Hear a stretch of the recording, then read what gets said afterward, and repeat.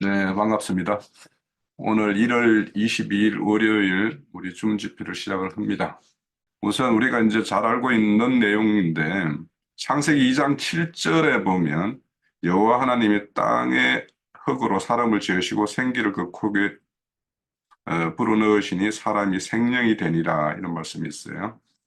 자, 이것을 이제 어느 성경을 보는 사람들이 사람이 처음 지을 때 예, 처음부터 하나님이 사람을 영과 혼과 몸으로 이렇게 지은 것이 아니라 혼과 몸으로만 지어졌다. 이렇게 이야기하는 사람들이 많이 있어요.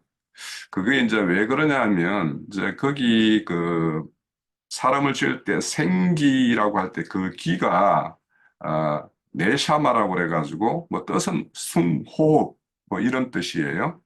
그런데 이제 우리 히브리어로는 영이라는 말이 또 이제 다른 어, 낱말이 있고 그게 이제 일반적으로 쓰이는 르하으라고 영을 이렇게 표현하는 어떤 낱말이 있어요. 그런데 여기에서는 이제 네샤마라는 어떤 단어를 썼기 때문에 그리고 생기를 코에 불어넣으시니 사람이 생령이 되었다 할 때 그 생령, 영이 뭐냐 하면 네펫이라고 해가지고 어, 사람을 영과 혼과 몸 할 때 이 혼이라는 뜻으로 이렇게 원어로는 이제 되어 있어요.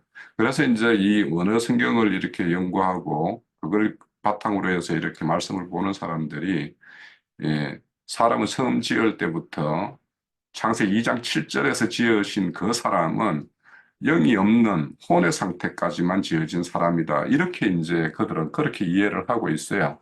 그래서 대표적으로 예전에 우리 안양교회에 있을 때 그, 그분 성함이 이제 좀 기억이 나졌는데, 그 옛날에 히브리어 헬라 했던 분이 있죠. 그분 같은 경우, 예, 김성배 씨.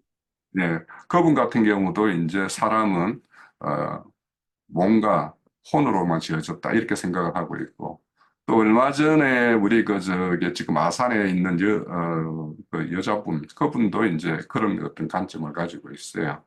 그래서 이제 그런 사람들이 이제 그 근거를 제시하는 게 이런 히브리어 성경 사전을 들어서 이제 이렇게 말씀을 하고 있기 때문에 그런 사람들에게 우리가 사람은 처음 지어질 때 영과 혼과 몸으로 지음을 받았다라고 하는 것을 이렇게 이제 그 근거를 이렇게 제시를 해야 되는데 그 사람들은 이걸 이제 그 히브리어를 갖다 이렇게 제시하거든요.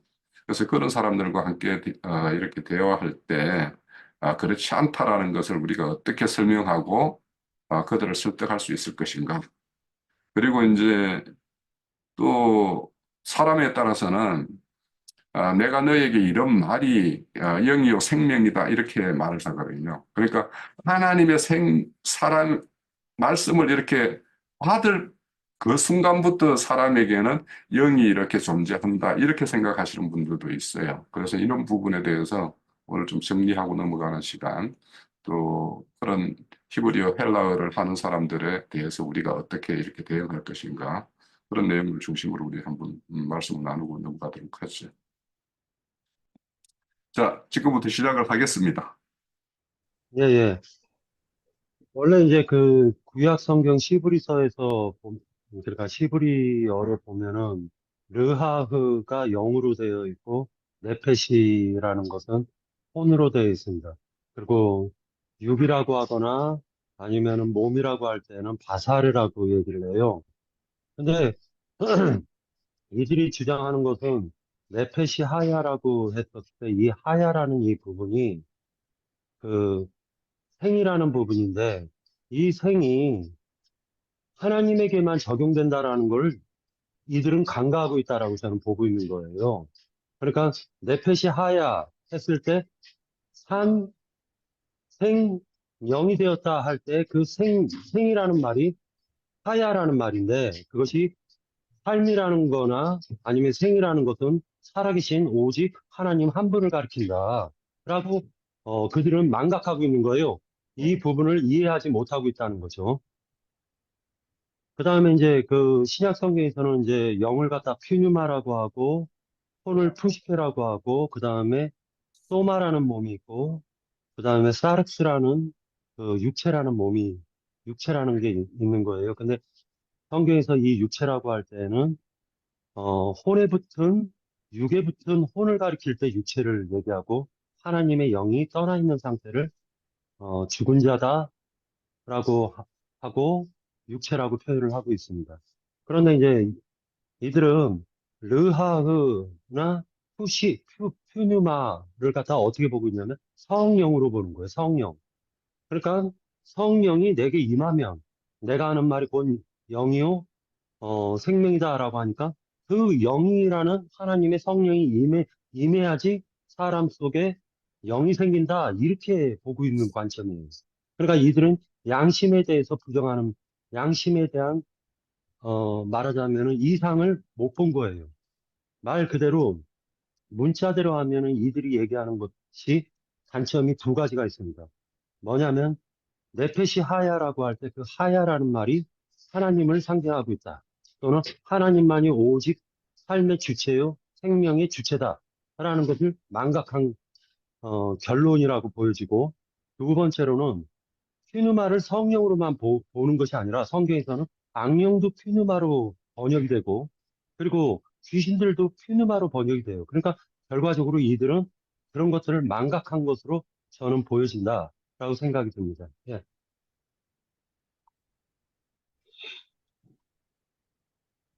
성경에서 첫 번째, 이사야서 57장 16절에 보면, 내가 지은 그의 영과 혼이 내 앞에서 피곤할까 함이라 이렇게 돼 있을 거예요. 잠깐만요. 어, 이사야서 57장 16절, 내가 영원히 다치지 아니하며 내가 끊임없이 노하지 아니할 것은 내가 지은 그의 영과 혼이 내 앞에서 피곤할까 함이라 그랬어요. 그러면 하나님께서 영과 혼을 지었다고 하는 거는 분명하게 얘기하는데, 그러면 그 영을 언제 지었다고 이렇게 얘기는 하지 않아요. 근데 상식적으로 우리가 생각하면 당연히 그 사람을 지어가지고 그 코에 생기를 불어넣을 때 그 영도 창조하셨다고 이렇게 보는 게 아마 지극히 뭐 보편적이고 상식적인 생각이 아닐까 이런 생각이 들어요.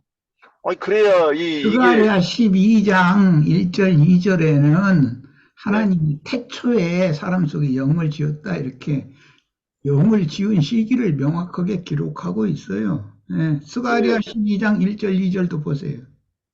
아 그렇군요. 스가랴 스가랴 예. 12장 1절 2절. 스가랴 12장 1절. 예. 그러면 그 말씀도 태초에 그러면 아담과 하와를 아담을 그 코에 생기를 불어넣을 때 이 일이 있었다 이렇게 봐야 이렇게 보는 것이 맞지 않겠는가 저는 이렇게 생각이 들어요. 그리고 그 에덴 동산에 그 갈 때 에덴 동산에 가서 저기 할 때 그때에서 저기 혼은 영을 다시 지었다 그러려고 하면 근거를 대가면서 얘기를 해야지. 그 추측으로 그럴 것 같으면 성경을 자기가 그냥 쓰는 거지. 그거를 누가 옳다 그러다 어떻게 확정할 것인가. 그 다음에 이제 저는 또 하나 생각하는 것이 사람이 그 하나님이 그 아담에게 그 코에 생기를 불어넣으시고서 그에게 에덴 동산을 이끌어 가지고 선악나무 열매를 생명나무 열매를 따먹으라고 했단 말이에요. 그러면 생명나무 열매를 따먹는 거는 영생을 하는 것이고 선악나무 열매를 따먹는 거는 사망에 이르는 길인데 그러면 저기 그 코에 불어넣어 가지고서는 그 선악나무 열매를 생명나무 열매를 따먹을 수 있다고 하면 먼저 영그릇이 먼저 준비되었다 이렇게 이해를 하는 것이 맞지 않겠나 저는 이렇게 생각해 봤습니다. 예, 여기까지입니다. 자, 여기 이사야 57장 15절로 17절하고 스가랴서 12장 1절 2절 이걸 꼭 암기를 우리 시에 다 하셔야 되겠고요. 하나님은 태초부터 하늘과 땅을 지으신 하나님이 태초부터 사람 속에는 영과 마음을 지으셨어요. 그러니까 그것은 어떻게 움직일 수 없는 사실이 창세기 2장 7절에 있는 그 아까 박영재가 설명한 산혼이라고 할 때 우리 번역은 산영이라고 그랬는데 산혼 할 때 그 산이라는 말이 그 하이 또는 하야 이 말 자체가 영이라는 뜻이에요. 그러니까 뭐 그것은 그들이 억지 쓰는 말일 뿐이고 그 성경 구절은 욥기에 참 많이 나와요. 시편에도 많이 나오고 그런데 몇 가지만 내가 찾아놨어요. 욥기 6장 4절 다 메모해 놓으셔요.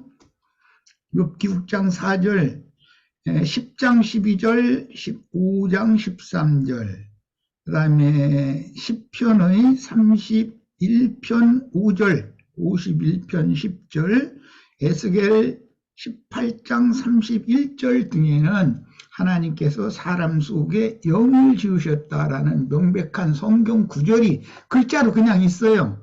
그러니까 다른 어떤 말을 뭐 추가하거나 뭐 이렇게 해서 변론할 필요조차 없어요. 그냥 성경을 같이 읽자고만 하시면 됩니다.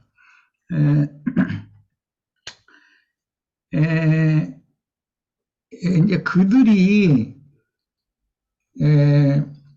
그 요즘에 뭐 히브리어 헬라어 쪽에 하면서 그것이 원어라고 해가면서 말도 같잖아 소리. 그 원어도 아니고 그냥 바벨론 포로 이후에 발음을 할 수 있도록 모음 5자를 만들어서 히브리인들의 그 표기 문자를 발음을 할 수 있게 한 이제 바벨론 포로 이전의 그 원 히브리어가 고어가 아니고 히브리어도 바꿔진 히브리어예요. 그러니까 그런 거에 대해서도 진리 지식이 있으셔야 돼요. 원래 바벨론 포로 이전에는 모음 5자라는 것이 없었어요. 자음 22자만 있었어요. 내가 왜 이런 얘기를 하냐면 하나님의 말씀이라는 것은 한 면에서는 영적으로 교만해진 자들을 심판하는 도구도 돼요. 하나님의 말씀의 그게 비밀이에요.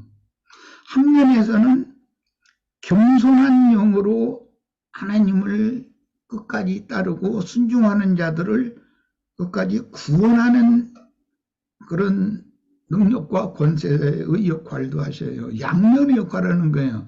하나님이 심판한다는 건 결국 말씀께서 말씀으로 심판한다는 뜻인데 어떤 자들을 심판하겠는가? 뭐 불신자들은 말할 것도 없어요. 그런데 모든 진리 가운데로 인도받는 걸 거부하고 어떤 부분적인 진리에 여기서도 조금 저기서도 조금 이렇게 아는 어떤 지식에 사로잡혀 버리는 거예요. 그런 교만한 영들을 심판하는 능력과 권세도 말씀인 거예요. 그래서 우리는 성경을 읽을 때는 모든 진리 가운데로 인도를 해주시는 하나님의 인도를 받을 줄 알아야 돼요. 그러면 겸손한 영이어야 되는 거예요. 내가 어떤 말씀에 크게 은혜를 입었어도 그때 당시 내가 이제 난 가끔 얘기했는데 예를 들어서 10년 전에 시편 뭐 어떤 구절에 굉장히 은혜를 받았어요. 그 이제 그것을 이제 외우게 돼요. 워낙에 은혜가 컸으니까. 그런데 10년 후에는 그 말씀의 의미를 그보다도 더 깊고 포괄적이고 하나님의 그 인도를 따라서 훨씬 폭넓게 깊게 깨닫게 되거든요. 그러면은 그때 깨달았던 것이 그때는 내 수준이 그러기 때문에 그렇게 초보의 말씀으로 그렇게 이해를 하게 하셨었구나라고 그렇게 깨닫고서 더 완전한 대로 나아가는 가르침을 받아들일 수 있도록 하나님을 향해서 열려 있어야 되는 거예요. 그런데 나는 뭐 오늘날 히브리어 헬라어 또 회사하는 사람처럼 난 다 됐다. 이것이 다다라고 생각하면 그 말씀이 함정이 된단 말이야. 자기가 크게 은혜를 입었다고 생각하는 그 말씀이 오히려 자기를 저주하고 심판하는 함정이 된다면 저주의 말씀이 된다 그런 말이야. 그게 이것이 하나님의 지혜예요. 그게 하나님은 말씀으로 심판도 하시고 말씀으로 구원도 하신다. 그러니까 하나님은 계속해서 여기저기에 감춰놓은 말씀 속에 모든 진리 가운데로 인도를 해주실 제 이름으로 보내실 진리의 성령 또 다른 보혜사 그분에게 항상 열어놔둬라. 이걸 계속 요구하시는 거예요. 어떤 사람들은 그냥 이 생이 끝날 때까지 계속 가르침을 받아요. 뭐 선생님들한테 가서. 그럼 뭔가에 세뇌당한단 말이야, 사람이. 그런데 그렇게 가르침을 평생을 받았지만 마침내 진리의 지식에 이르지 못하는 자들이 많단 말이에요. 왜 그래요? 부분적인 진리에 붙잡혀버리기 때문에 그래요.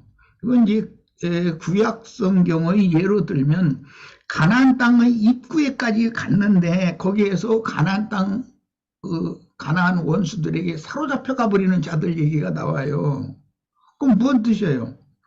천국 문 앞에까지 갔는데 거기에서 원수의 대적들이 밥이 됐다 이 말이잖아요. 그럼 거기까지 갈 때는 많은 지식이 그 속에 들어있는 거거든요. 그동안에 배운 지식이. 그런데 그게 완전한 대로 나아가게 하는, 온전케 하는, 생명을 온전케 하는 완전한 지식을 얻은 것이 아니었기 때문에 자기 잘난 척하다가 그냥 원수에게 밥이 돼버린다 이런 말이거든요. 우리도 조심을 해야 돼요. 뭐 남 비방할 일이 아니라 우리도 내가 지금까지 아는 것은 지금까지 나에게 계시해 주시고 깨닫게 해주신 바로는 이렇게 말할 수 있습니다. 이렇게 말하는 것이 훈련되어져야 돼요. 너무 자신 있는 것처럼 이것은 이거다. 자기가 하는 말이 무슨 신의 절대 진리인 것처럼 그렇게 함부로 단정적인 말을 하면 절대 안 됩니다. 오늘은 굉장히 중요한 주제를 다루는 날이라 내가 빨리빨리 이 문제를 넘겨야 되겠다 싶어서 좀 미리 이렇게 말씀을 좀 미리 참여해서 말씀을 나눴습니다. 예, 여기까지입니다. 다음 주제는 창세기 2장 9절에 보면 여호와 하나님이 그 땅에서 보기에 아름답고 먹기도 좋은 나무가 나게 하시니 동산 가운데는 생명나무와 선악을 알게 하는 나무가 있더라. 이렇게 이제 말씀하고 있어요. 그래서 이제 제가 드린 질문은 동산 중앙에는 두 나무가 있었나, 한 나무가 관점에 따라서 생명나무도 되기도 하고 선악을 알게 하는 나무도 되기도 하고, 우리가 이제 간혹 이렇게 전가하는 말씀을 들을 때 보면 한 나무가 있었는데 그것이 어떤 관점에서 보느냐에 따라서 이게 선악이 되기도 하고 생명나무도 되기도 한다. 이런 식으로 전가하는 소리를 좀 여러 번 들었던 것 같아요. 그래서 우리 형제 자매님들이 어떻게 이해하고 있는가, 그거에 대해서 한번 듣고 우리가 오늘 명확하게 정리하는 시간을 가졌으면 합니다. 자, 시작합니다.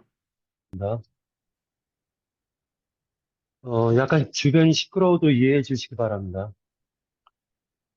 원래 창세기에 보면은 생명나무라든지 선악과 좋은 나무가 있다라는 걸 얘기해 주고 계시는데, 생명나무를 갖다 예를 들어서 관점을 갖다가 예수님으로 보지 않고, 말 그대로 그냥 성경책으로 말씀이신 하나님, 로고스 하나님으로만 본다면, 이것이 한 나무로도 비유가 될 수가 있다라고 생각할 수가 있게 되는 것입니다. 예를 들어가지고, 나무를 갖다가 생명나무나 선악과를 말씀으로 만약에 본다면 그 말씀이 누구에게는 바리새인 서기관 율법사 제사장들 그리고 유대인들에게는 선악과로 그것이 이루어졌고 그 다음에 누구에게는 그 말씀을 듣고 선지자 노선을 따랐던 사람들이 있었어요. 그러니까 관점을 말씀으로 볼 것이냐, 생명나무나 선악과를 말씀으로만 볼 것이냐, 아니면 이것을 나무는 사람을 가리키니까 예수님과 그리고 그를 따르는 마귀의 예수님을 따르는 사람들과 그리고 마귀를 따르는 말하자면 거짓 선지자들을 갖다 가리킨다라고 한다면 이 나무는 두 나무가 맞다라는 거 표현할 수가 있습니다. 다시 얘기해가지고 말씀으로 보면 한 나무이지만은 사람 관점으로 보면 사람으로 보면 두 나무가 될 수 있다. 말씀은 똑같은데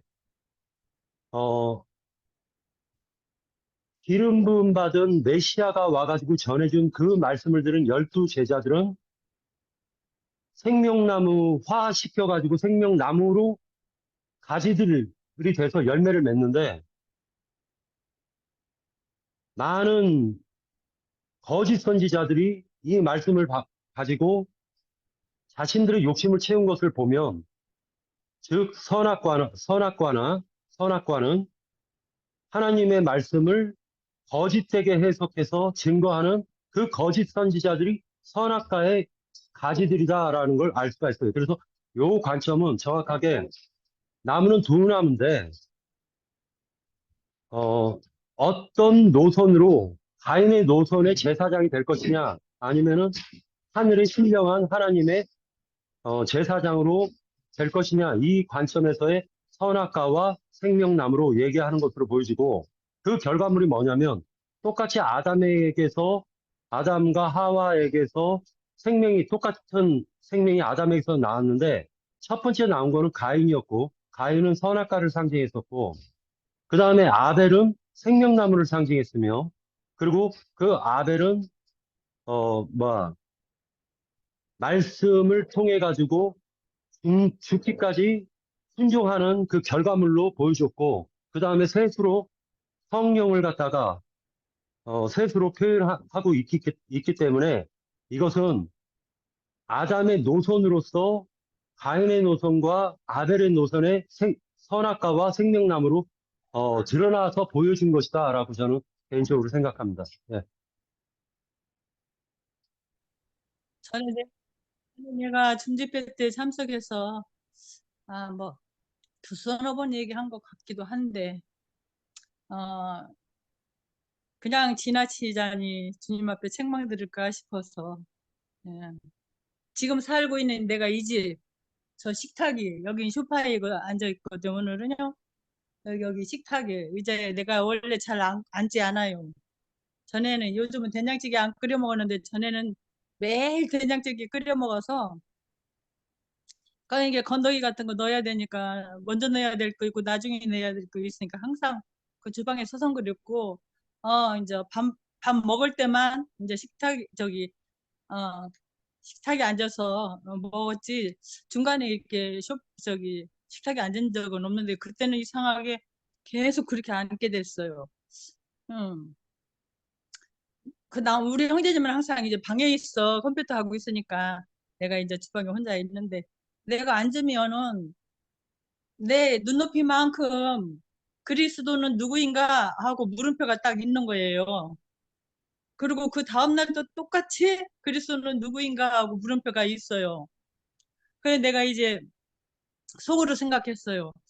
누가 그리스도가 누구이냐고 물어보면 내가 창세기 아담과 하와로 인해서 그때 이게 먹지 말라고 하는 선악과 열매를 먹은 후로 죄가 들어와서 그 사람들이 이제 그 죄를 해결하기 위해서 주님이 오셔서 십자가에 못 박여서 인간들의 모든 죄를 짊어지고 돌아가셔서 그분을 믿어야 우리가 구원을 받는다. 이렇게 복음 전하 어떻게 전할 건가?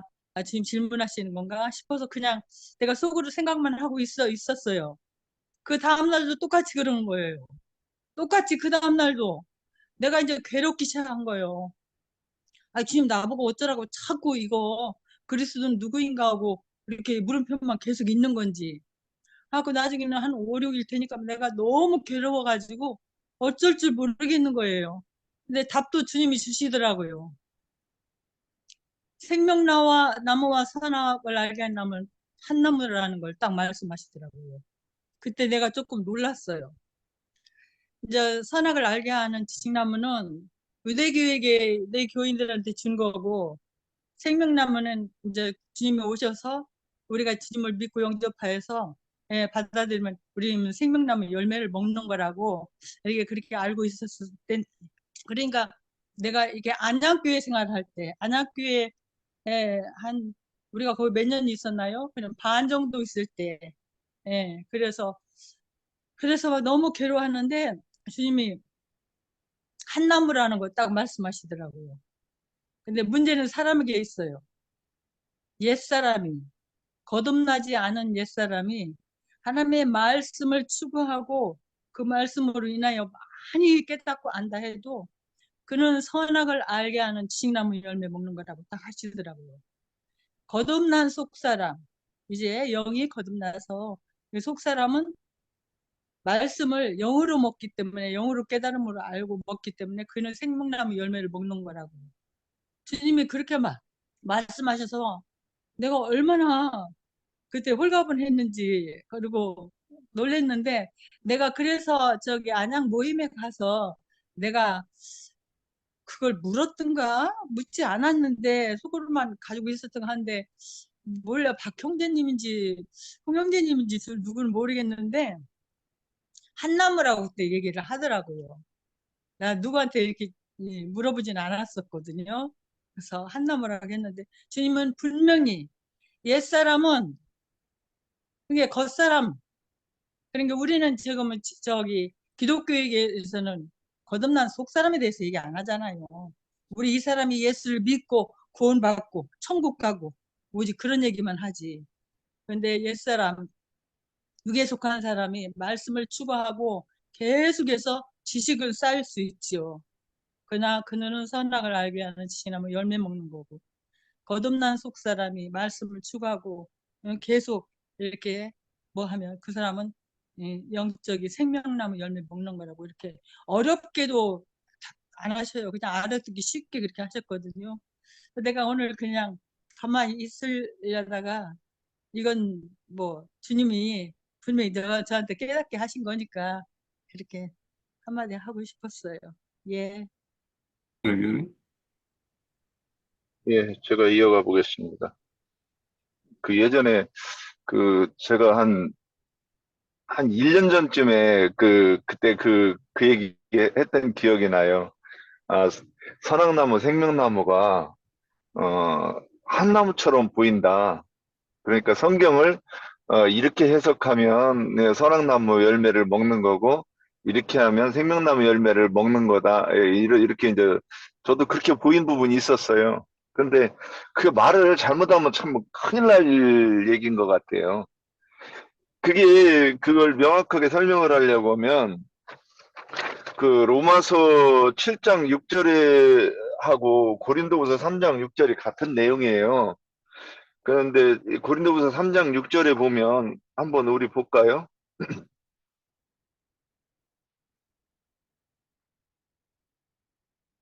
그가 또한 우리를 새 언약의 일꾼 되게 만족하게 하셨으니 율법 주문으로 하지 아니하고 오직 영으로 하매니 율법 주문은 죽이는 것이요 영은 살리는 것이니라 그랬어요. 근데 여기서는 새 언약의 일꾼이 나와요. 그 창세기 3장 보면 거기에는 뭐라고 나왔느냐면 선악나무에서 뱀이 이 하와를 불렀어요. 그러면 이 얘기는 뭐냐면 결국에는 성경을 어떻게 보느냐 그 관점에 따라서 이것이 생명나무고 이것은 선악나무의 그 열매를 주어서 먹게 하는 것이라 저는 이렇게 보았고, 그 고린도후서 3장 6절을 이렇게 연결해서 딱 보면 딱 연결이 되지 않을까 싶어요. 아까 박형진이 다 한 얘기하고 똑같은데 성경 구절을 제가 이제 인용을 안 해서 제가 좀 더 보충하는 거예요. 그러면 여기 3장 6절에 보면 저기 새 언약의 일꾼은 뭘로 하느냐? 영으로 하는 거고요. 그래서 나영재님께서 영과 생명의 말씀 그러시는데 이 영의 말씀으로 공급하는 것이 뭐냐면 새 언약의 일꾼이죠. 그래서 주님께서 내가 너희에게 이른 말이 영이다 그랬을 때 주님께서 이 땅에서 가르치신 말씀이 율법을 온전하게 하시는 그 말씀이 온전하게 하신 그 율법은 그걸 뭐라고 하느냐? 그걸 새 언약이라고 하는 거죠. 왜 그러냐? 옛사람에게 주신 바 그 옛 언약을 갖다가 이 하나님의 의도대로 해석을 하는 것이 그리스도의 율법이니까 그렇게 다시 해석을 해내면 그것이 새 언약. 지금 오늘 새 언약은 뭐라고 했느냐? 영으로 하는 것이다. 이렇게 해석을 했고, 그 다음에 조문은 죽이는 것이다. 그랬는데, 뱀이, 나는 성경을 이렇게 본다. 그러니까 아까 생명나무도, 아니, 영은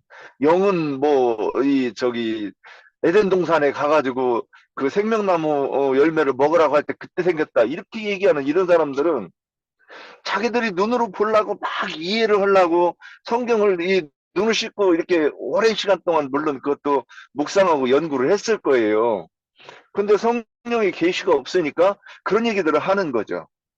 이것이 뭐냐면 조문으로 하는 것이고 그게 성령의 계시가 없이 보니까 그렇게 사람을 그 말을 들으면 그 교훈을 들으면 죽이는 선악나무 열매가 된다. 이렇게 해석하면 어떤가? 예, 여기까지입니다. 그리고 제가 이해하는 내용으로만 좀 말씀드릴게요. 우선 이제 우리가 이미 우리는 첫사람 아담에 속한 사람들은 다 선악과를 먹고 태어난 사람들이죠. 그래서 하나님의 어떤 참 말씀을 받아도 받은 바울 사도 같은 경우도 내 마음 안에 두 법이 있다 이렇게 말씀을 해요. 그래서 어떤 사안에 따라서 이렇게도 보고 저렇게도 보는 것은 이미 우리가 선악과를 먹고 타락한 사람이기 때문에 그렇게 보이는 것이 아닌가. 그래서 같은 사안을 전혀 다른 해석과 내용으로 이렇게 이해하고 받아들이는 것들이 첫사람 아담에게 이미 아담이 뱀의 미혹을 받은 이유이기 때문에 이제 그런 어떤 관점이 생겨버린 거라고 이제 저는 생각이 들어요. 그래서 이제 이런 어떤 한 나무가 이렇게 보면 생명나무고 저렇게 보면 선악을 알게 하는 나무 이렇게 보인다라면 그렇게 보는 것이 이거는 하나님이 에덴 동산을 창설하시고 에덴 동산을 통해서 하나님께서 이제 이루고자 하는 뜻을 펼치는 어떤 장인데 거기에 어떤 하나님의 계획 가운데에서 생명나무와 선악의 나무를 이렇게 나누어 놓지 않고 한 나무인데 이미 너희가 타락한 이유를 이렇게 생각해서 이렇게 하면 생명나무고 저렇게 하면 선악의 나무라고 이렇게 생각을 했을까? 그래서 한 나무인데 이게 두 가지의 관점에 따라서 이렇게 보인다라는 것은 지금 우리 인본주의적인 어떤 관점에서 바라봤을 때 그렇게 볼 수 있을 것 같고 이 하나님이 이 창조 세계를 통해서 하나님의 어떤 창조 목적을 이루는 이 일을 위해서는 하나님의 어떤 속한 자와 하나님의 속하지 않은 자, 그러니까 생명나무를 먹는 자와 선악을 먹는 자, 이것이 엄격하게 구분되어 있고, 지금 현재에도 그 선악을 알게 하는 나무에서 비롯된 그런 어떤 정신 사상이 쭉 흘러가는 계대가 있고, 생명나무를 먹는 계대가 이렇게 쭉 흘러가는 것이 있기 때문에 저는 이런 창조주 하나님의 어떤 창조 계획이라는 어떤 관점으로 본다라면 이거는 엄격하게 두 나무로 이렇게 존재해야지 이게 하나님의 뜻과 일치되는 것이 아닌가. 저는 늘 이 생각을 가졌기 때문에 아마 김영수 자매님께서 말씀하셨을 때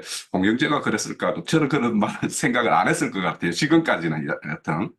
그래서 저는 이제 평소 때 생명나무와 선악과 나무를 한 나무로 하고 이렇게 말씀하고 증거하는 것을 들을 때 저게 과연 맞는 건가라는 늘 생각을 가지면서 저는 그 말씀을 들었었어요. 그래서 저는 이거는 엄격하게 두 나무가 창세 때부터 이렇게 나눠져 있어야지만이 하나님의 어떤 창조 계획은 이루어진다.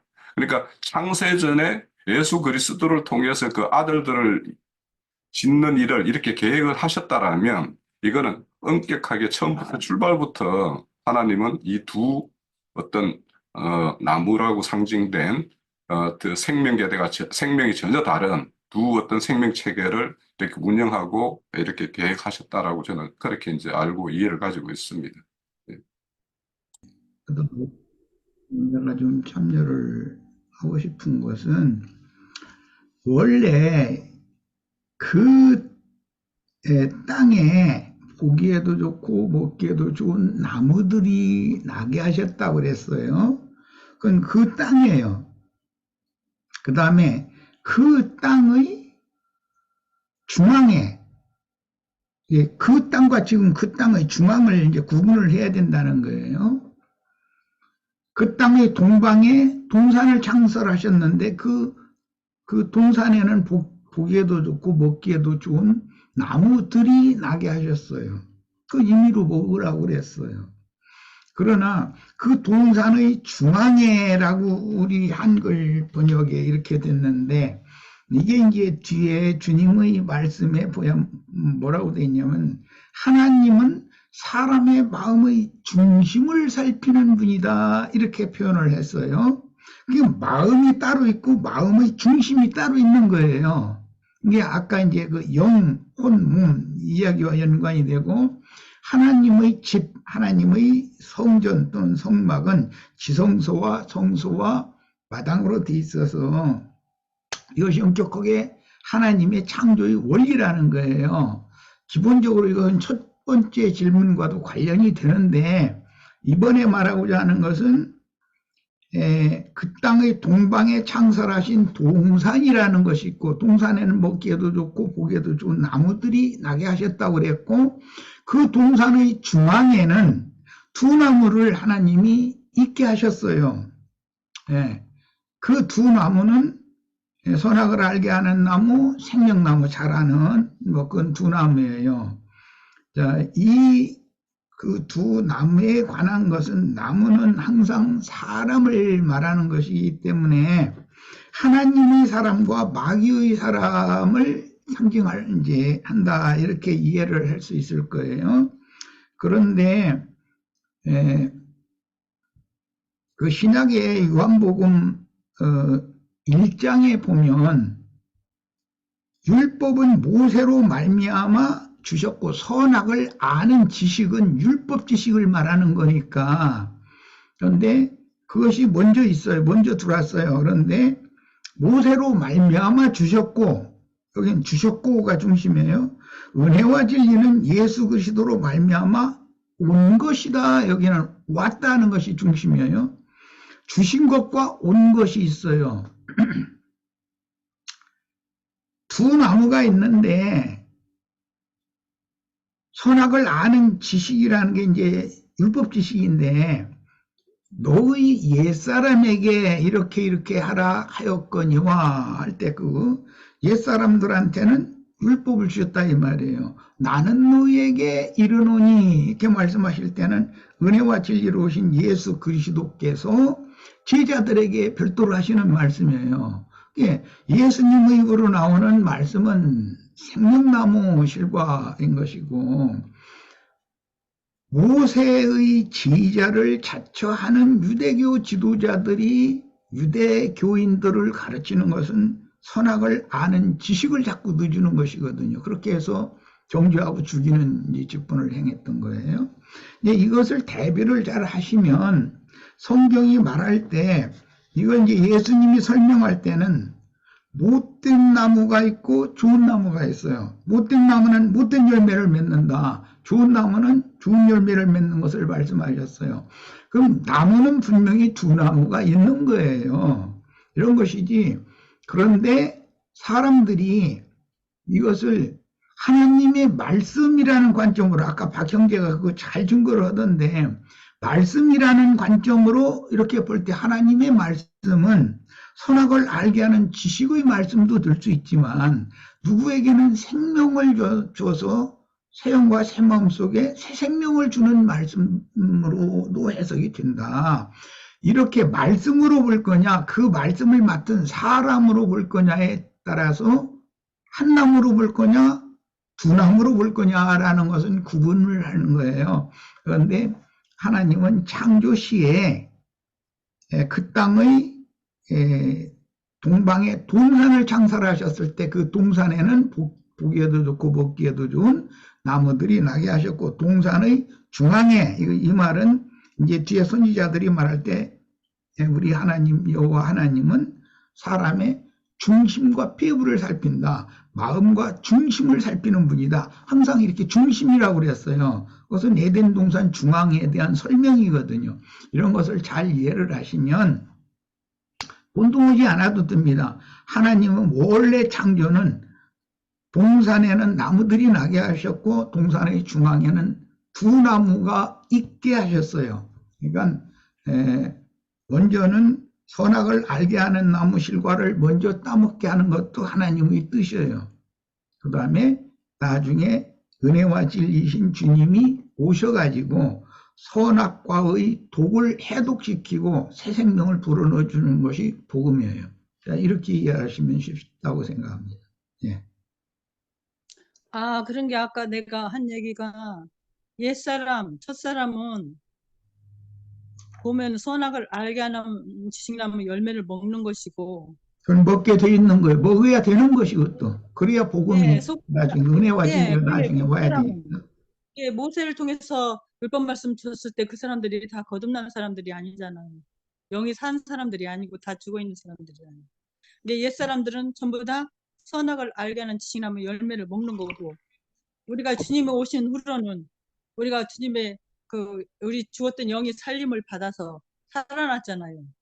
영이 살림을 받으면 속 사람은 생명나무 열매를 먹게 되는 거라고. 주님은 어렵게 말씀 안 하셨어요. 이거 7일 동안 말씀하신 거예요. 7일째 나한테 정답을 말씀하신 거예요. 6일까지는 질문만 하시다가. 그래서 내가 그때 많이 놀랐어요. 나도 그때까지는 모세를 통해서 주신 말씀은 선악을 알게 한 지식나무 열매고, 예수 그리스도가 오신 후로는 생명나무 열매를 우리에게 먹는 게다.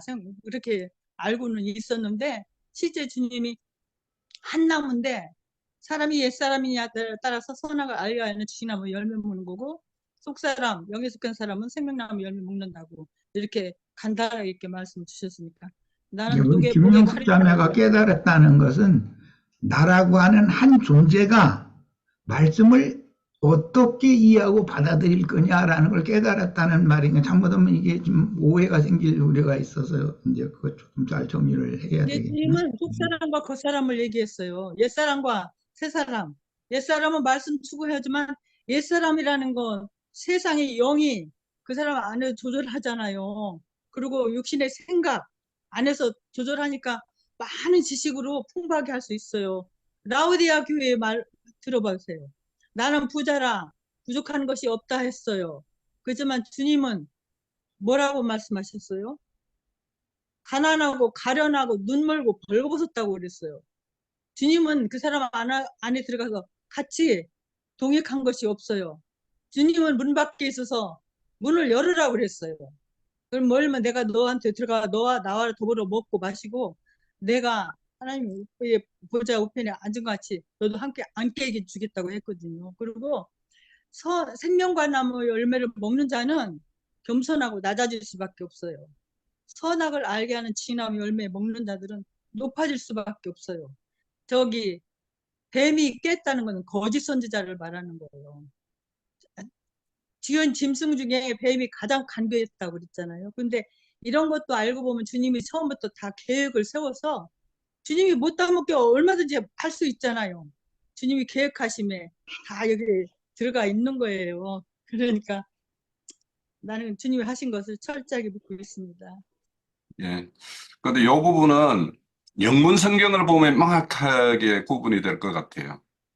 그냥 영문 성경에 보면 딱 더를 붙여가지고 아예 딱 개별적인 어떤 그 존재성으로 이렇게 구분지어서 이렇게 표현하고 있으니까 그렇게 이해를 가지면 될 것 같아요. 예, 하나님은 원래 사람의 중심에 두 나무가 있게 하셨어요. 예. 그것을 딴 얘기를 자꾸 보태면 안 돼요. 성경 있는 대로만 하는 거예요.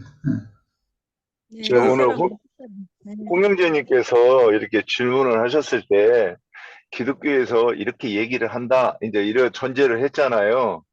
그러면 우리는 이제 진리를 추구하니까 그거를 명확하게 이렇게 설명을 해내야 되는데, 그러면 정말 그 사람들이 말한 대로 한 나무냐? 지금 이제 이게 질문이잖아요.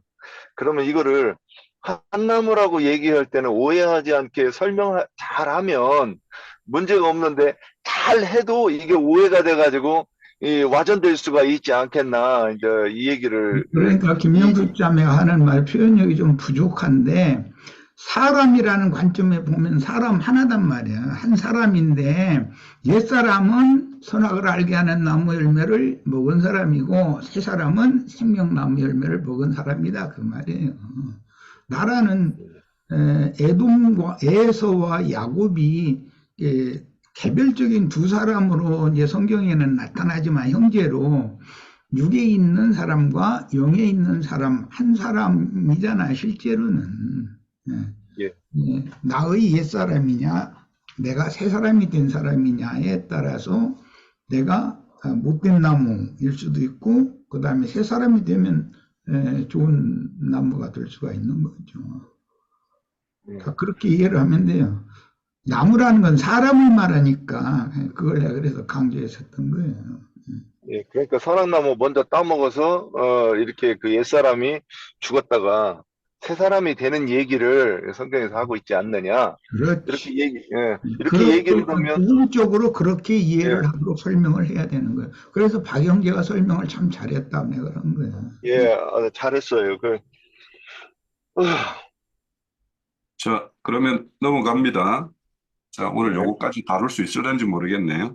자, 창세기 2장 25절에 보면 아담과 그의 아내가 두 사람이 선악을 알게 하는 나무 열매를 먹고는 두 사람이 벌거벗었으나 창세기 2장 25절에는 아담과 그의 두 사람이 벌거벗었으나 부끄러워하지 아니하였다라고 이렇게 되어 있어요.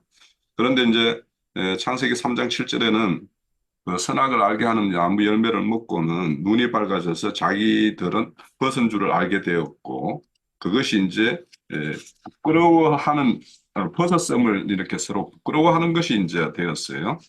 그래서 여기에서 선악을 아는 이제 질문이 1입니다. 선악을 아는 일에 눈이 밝아졌는데 왜 그 밝아진 것이 벗었음을 발견하게 되고 그 벗음이 왜 부끄러움이 되었을까 하는 게 이제 질문이었습니다. 자, 요 내용에 대해서 준비된 말씀 있으면 함께 나누도록 하죠.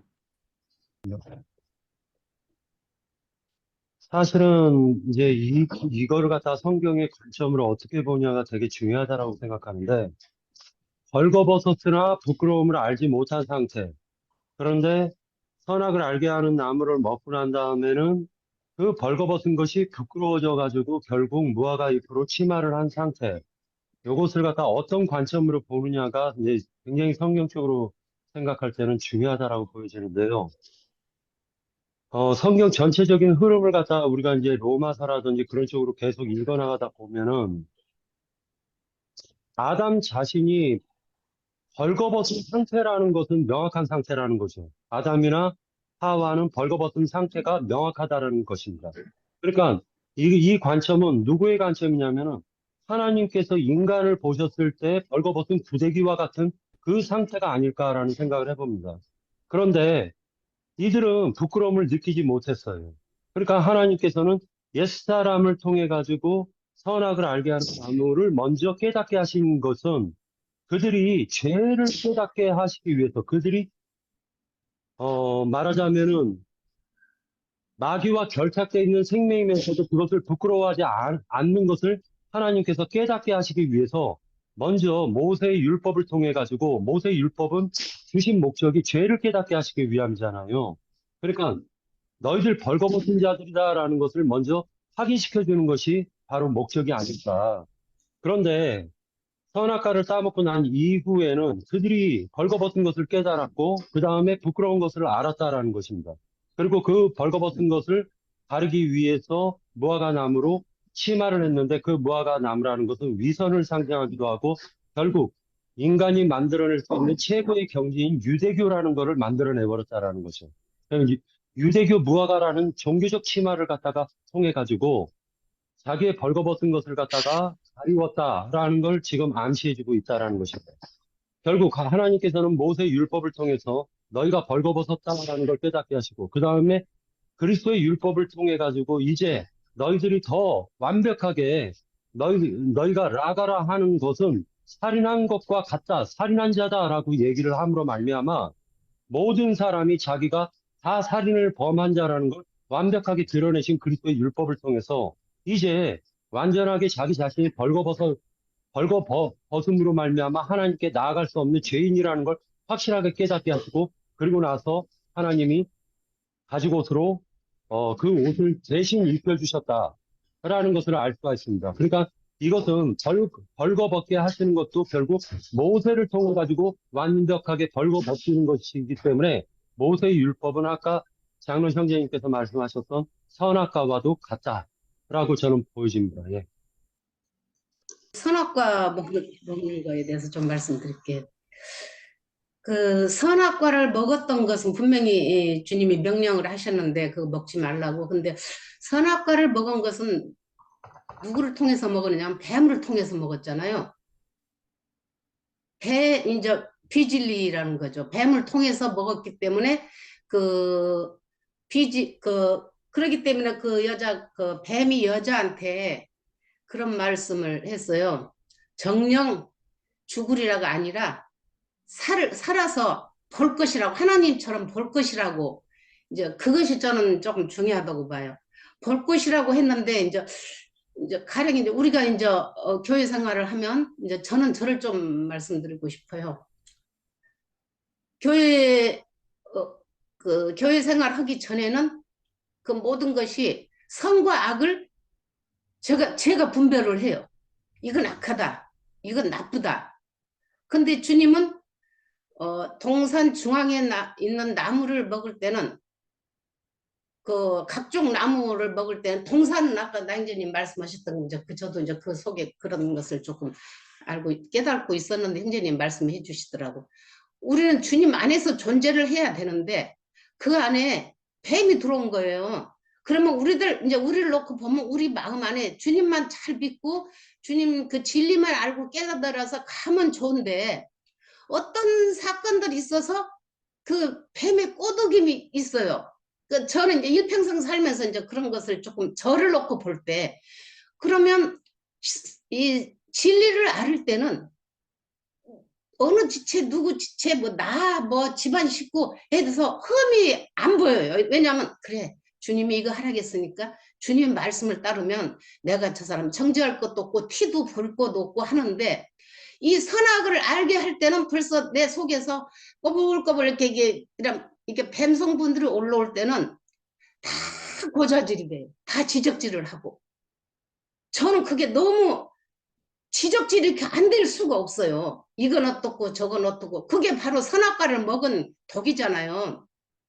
이게 저는 모르겠어요. 이 진리에 대해서 이 모든 것은 형제님들 하시고 나인제님이 다 이 큰 포괄전, 이 큰 데서는 다 말씀을 하겠지만, 저는 이제 가장 작게 개인을 놓고 볼 때 그렇단 말이에요. 왜냐하면 그게 선악과 많은 말을 저도 이제 듣고도 했지만, 제가 알 수 있는 간단한 것은 뭐냐면, 내가 선악과를 먹었을 때, 그러면 뱀의 그 비진리를 우리가 말씀을 들어도 아까 형제님들, 박 형제님들, 나 형제 말씀하신 것처럼 그 나무가 두 나무인데 내 속에서 다 일어나는 거잖아요. 동산에서 그 나무가 있었기 때문에, 동산에 각종 나무가 있고 동산에 주님이 계시고 동산 지기가 있잖아요.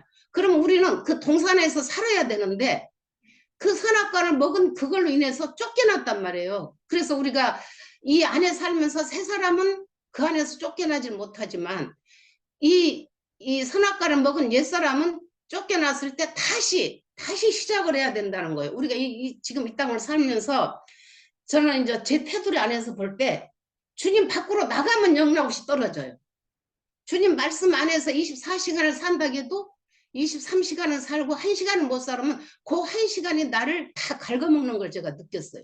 그래서 신약에서도 보면 그냥 주 안에서 살아야 되는데 그 단 10분, 5분 사이에서도 나를 갉아먹는 그 존재가 있더라고. 그것이 바로 선악과를 먹은 그 독이, 우리가 일생을 사는 날까지, 내가 오늘 죽어서 흙 속에 들어가기 전까지는, 몸을 벗을 때까지는 그것 때문에 나를 지키고 보존해야 한다는 것이, 은혜 없이는 안 된다는 걸 저는 깨달았어요. 그래서 오늘 형제님도 말씀하신 것처럼 그 두 나무가 선악과를 먹는 그것도 나의 옛사람의 그거 본질이었고 그 말씀을 주님의 말씀 진리로 들었을 때 그 선악과의 성분이 빠져나가는 거 아닌가. 그랬을 때 온전히 이제 주님 안에서 주님 말씀으로 우리가 사는 것이 아닌가 싶어요. 왜냐하면 주님께서 그래서 우리가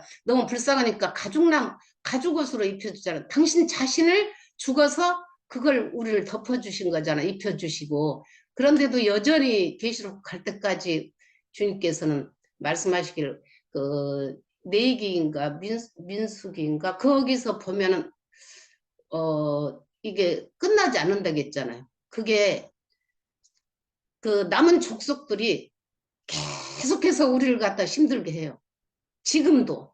나는 그래요. 지금도 아침에 일어나면 주님 오늘 하루는 또 어떻게 살을까 했던 것들이 이제 그전에는 그게 지나갔는데 염려가 돼요. 이제 솔직히 저도 올해 70이면 주님이 주신 생명은 다 한 거예요.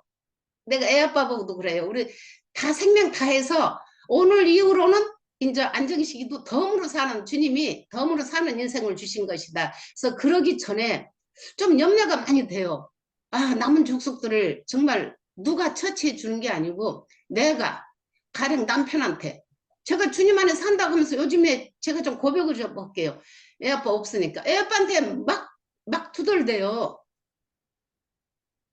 좀 내가 이제 결국은 이제 기득권을 잡았거든요. 요즘에 좀 제가 기세를 잡았어요. 그러니까 이게 이 선악 그 먹은 칼자루 뺏었어? 예, 칼자루 뺏었어요. 막 휘두르는 거예요. 근데 이상하게 이 사람이 죽으려고 그러나 내가 그냥 꼬리 내려. 아, 예, 아, 잘못했어요. 아, 미안해요. 뭐 이러는데 이게 바뀌어졌어요, 제가. 그러는데 주님이 어느 날 너 이러는 걸 제가 들었어요. 아, 우리가 이 본성은 이 옛사람이 독성부는 조금만 주님 풀어주면은 여지없이 올라오는구나 할 때 아침에 눈 뜨면 주님 이 지금 히스기야가 연장해 달라 했을 때 15년간 더 나빠지면 나빠졌지 좋아지진 않았어요. 그랬던 것처럼 우리도 우리 연수는 주님이 정해진 연수는 다 됐는데 남은 세월이 우리가 얼마나 될지 오늘 갈지 내일 갈지 모르는데 이 은혜를 정말 주님 안에서 잘 살다 가게 인생을 마치게 해주세요. 그 기도를 요즘 해요. 그래서 나도 몰랐는데 그전에 너무 기죽었던 것을 막 그냥 올라오는 거 제가 깜짝 놀라서 말도 막 그렇게 자네 목소리 왜 그래? 근데 나는 좋게 말하는데 뭐 톤이 높을 때는 조금 싸납게 들리는가 봐요. 그래서 제가 그것도 교회 지체들한테 오해를 많이 받는데 제 마음은 그게 아닌데 조금 이렇게 말하다 보면 언성이 높아지더라고. 그럼 왜 화를 내? 이럴 때 이것도 조심을 해야 되겠다. 주님이 나한테 주신 목소리지만은 이게 참 나를 힘들게 하는구나 했던 것을 좀 깨달았어요. 그래서 선과 악은 영원히 주님 앞에 가는 몸을 벗을 때까지는 조금 살아서 꿈틀거린다. 저는 이 말씀을 좀 드리고 싶었어요. 혹시 또 여기 참여하실 분 계세요? 뭐 우리 형제들만 막 씩씩거리고 얘기하는 것 같아가지고 그 손 드시면 먼저 양보해드리겠습니다. 예, 어찌하여 이런 질문을 해가지고 이게 이거 저기 이게 뭔 뜻이지 하고 아는 줄 알고 지나갔는데 오늘 이 질문 때문에 계속 이렇게 쳐다보고 있습니다. 예, 근데 이제 2장 25절에 아담과 그의 아내 두 사람이 벌거벗었으나 부끄러워하지 아니하니라 그랬을 때 이거 부끄러워해야 되는데 부끄러워하지 않은 것인가? 부끄러워하지 않는 것이 당연한 것인가? 이제 표상적으로 우리가 자녀들을 키워보시면 다 키워보셨을 거 아니에요. 애기가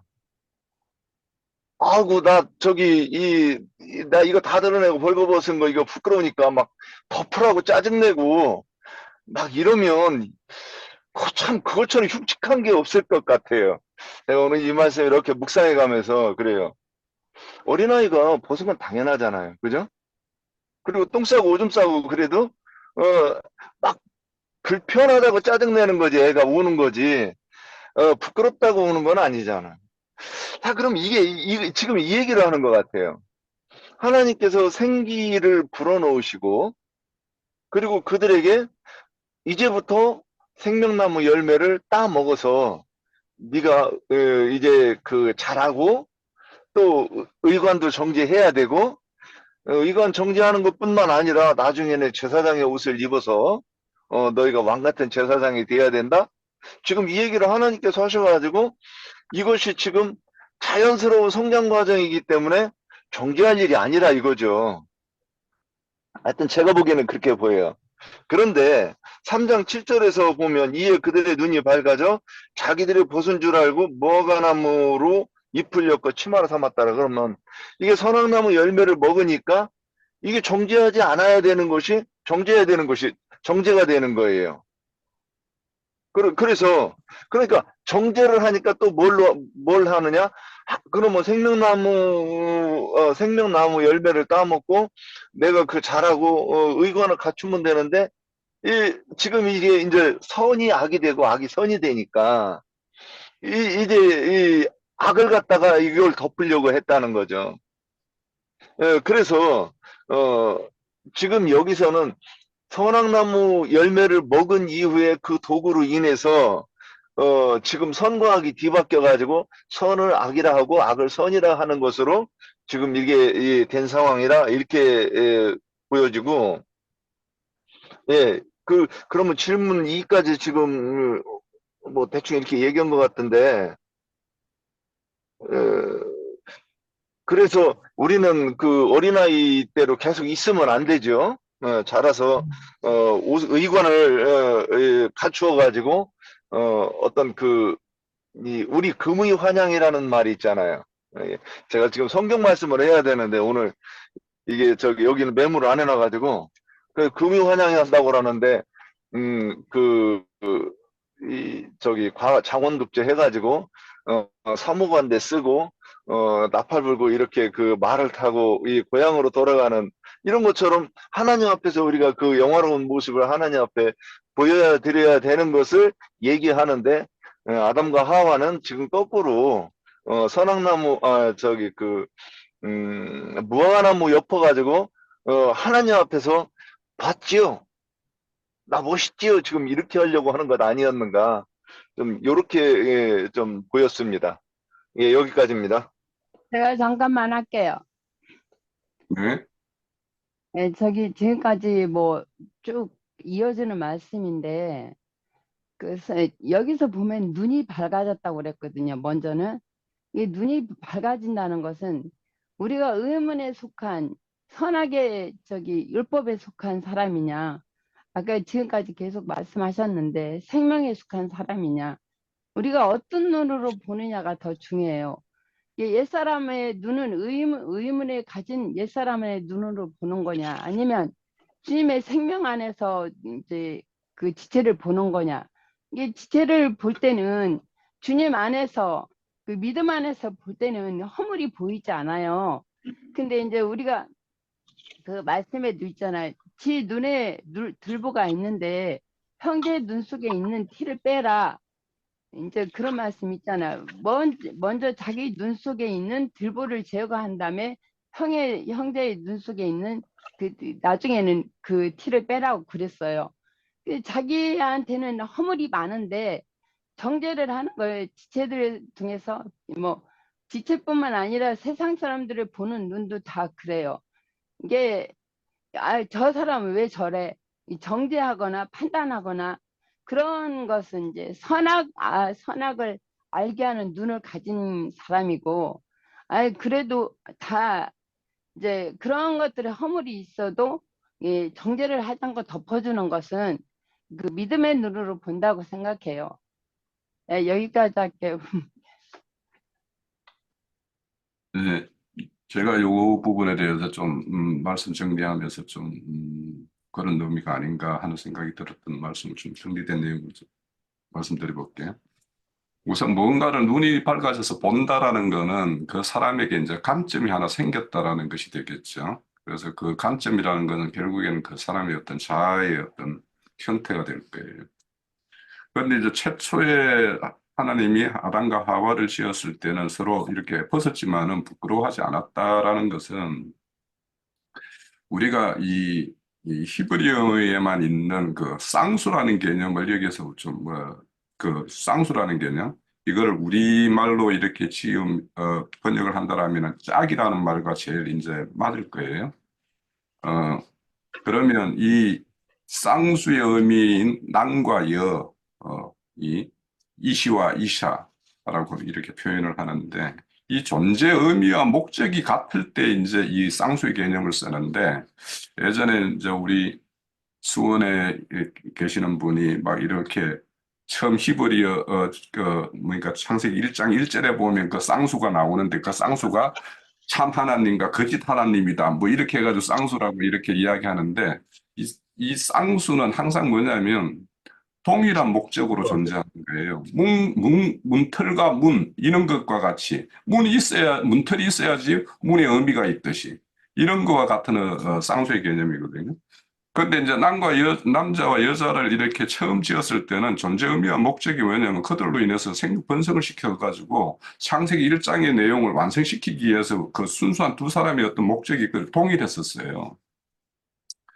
그래서 이제 한 몸을 이루는 어떤 고유한 목적과 그 존재 의미가 이제 같은 거였는데 이제 이 선악을 알게 하는 나무 열매를 먹음으로 인해 가지고 서로 눈이 밝아져서 이게 나와 너라는 어떤 개별적인 개념. 그러니까 우리가 그 말씀을 이렇게 우리 그 신약 서신서 이런 데 보면 사도가 이렇게 말할 때 보면은 그 에베소서에 보면은 그리스도 안에서 하늘의 것과 땅의 것을 모두 다 통일되게 하려 함이라 이런 말씀도 나오고 또 한 주, 한 성령, 뭐 한 믿음, 한 소망 이 하나라는 걸 굉장히 이렇게 강조를 해요.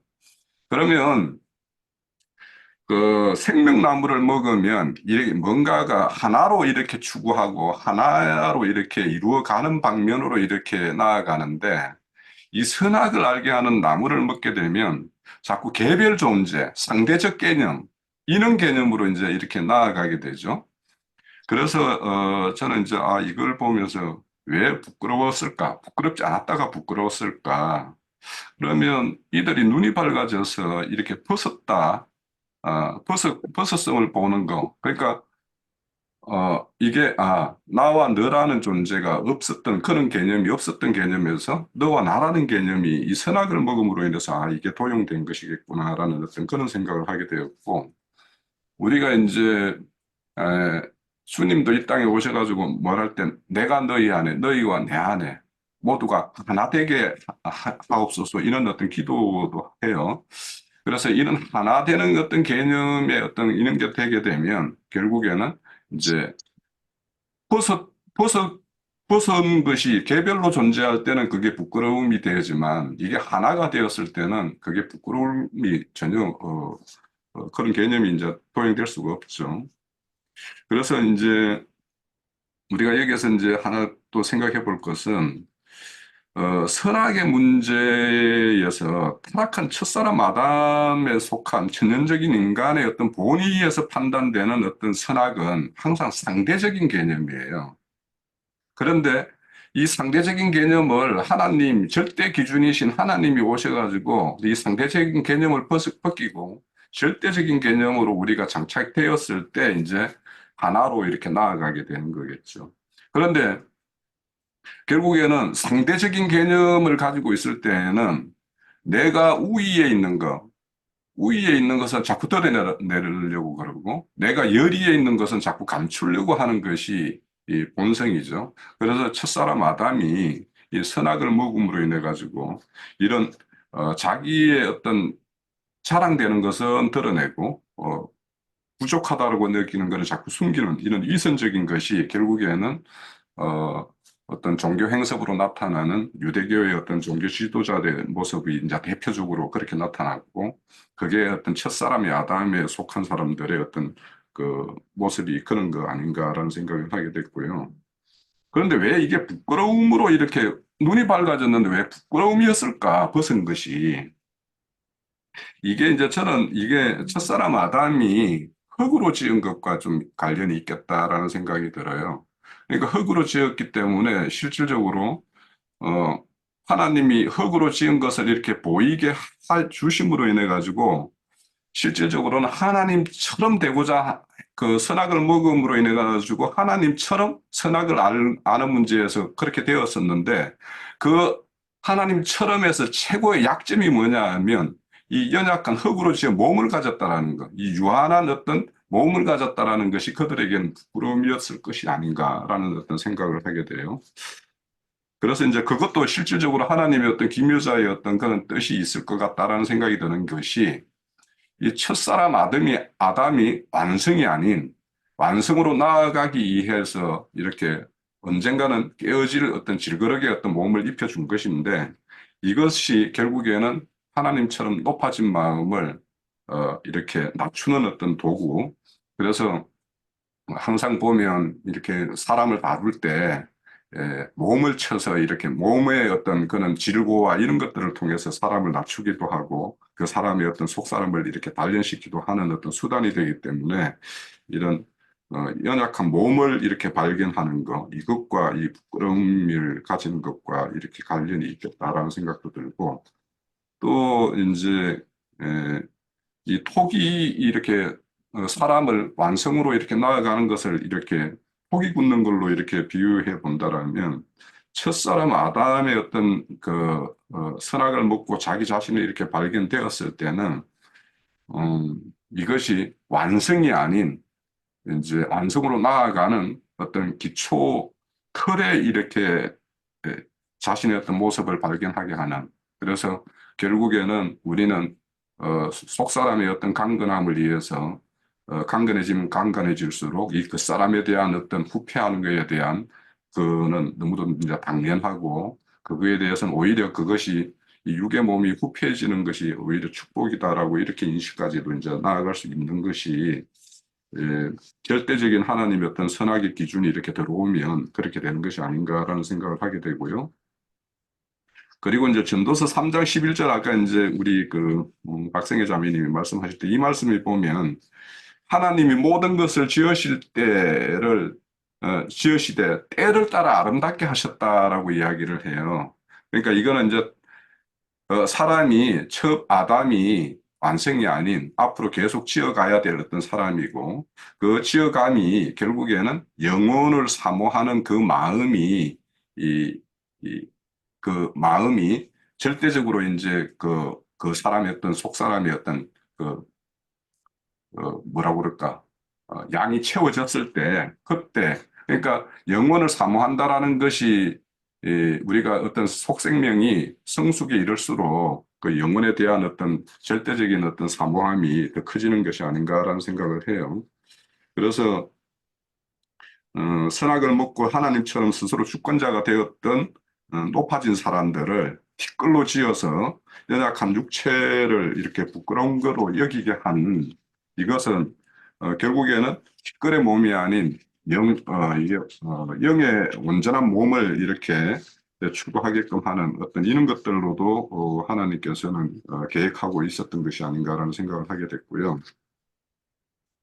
또 하나님의 어떤 영원을 사모하는 마음을 주심으로 구원자를 찾게 하는 그래서 연약한 육체를 통해서 오히려 영원을 이렇게 주시는 그분을 이렇게 찾게 하는 어떤 수단으로도 이렇게 부끄러움이라는 수단을 이렇게 도용해서 이렇게 하나님은 일을 하신다 이런 생각을 좀 해봤는데 저는 이 말씀을 정리하면서 좀 많은 어떤 의미를 깨달았다라고 생각하는데 제 전달력이 어떻게 되었는지는 잘 모르겠습니다. 제가 그거는 기회가 되면 요거는 글로 이렇게 텍스트로 한번 카페에 올리도록 해볼게요. 네. 본법이 없는 즉 순수하나 이성 없는 짐승과 같은 인간, 즉 영적 지각이 없는 그런 갓난아이와 같은 그런 아이들이 있고, 그 히브리인들은 그런 상태의 어린 아이들은 그 부모가 모든 것들을 책임을 지는 것이지 그 아이에게는 어떤 것도 책임 추궁을 하지를 않죠. 그건 우리나라도 마찬가지죠. 미성년자들이 어떤 범법을 하면 부모가 책임을 지죠. 이것은 무죄시대, 즉 첫 아담과 그 아담을 위한 배필이 지어져서 동산에다가 데려다 놓으셨을 그 당시까지는 범법이 없었고 순수한 사람들이었어요. 그러나 영적 지각, 즉 이성이 없었어요. 이것은 어린아이들이다. 그때는 벌거벗은 것에 대해서 의식도 할 필요가 없고 의식하는 것 자체가 이상한 거죠. 육신의 세계에서도 갓난아이를 낳았는데 그 갓난아이가 뭐 다 벌거벗은 것 빨리 뭐 옷 입혀주세요 이렇게 한다면 그거는 말이 생명의 이율이 안 맞는 거죠. 그래서 히브리인들은 갓난아이와 12세가 될 때까지를 이제 갓난아이라고 그래요.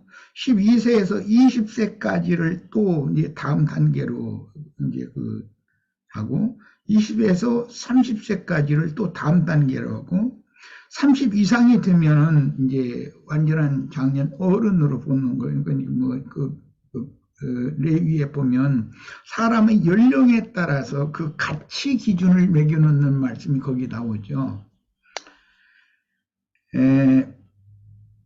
그러니까 이것은 사람이 원래 순수하나 범법의 상태가 없었을 때는 벌거숭이의 때예요. 그렇지만 그때는 부끄러움을 모르는 거죠. 그런데 하나님의 말씀에 의하면 영적 지각을 사용할 줄 모르는, 즉 이성 없는 짐승의 때다고 보는 거예요. 짐승과 방불한 거예요.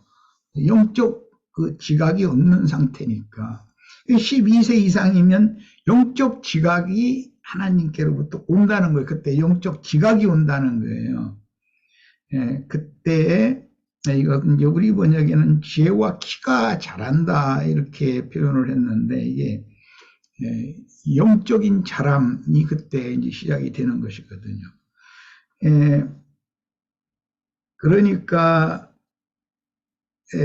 영적 지각이 생긴 이후에는 벗은 것에 대해서 자신을 또는 상대방을 보고 판단을 할 수 있는 이성이 생긴다는 뜻이거든요. 영적 지각이 생긴다, 판단력이 생긴다 이제 그 말이죠.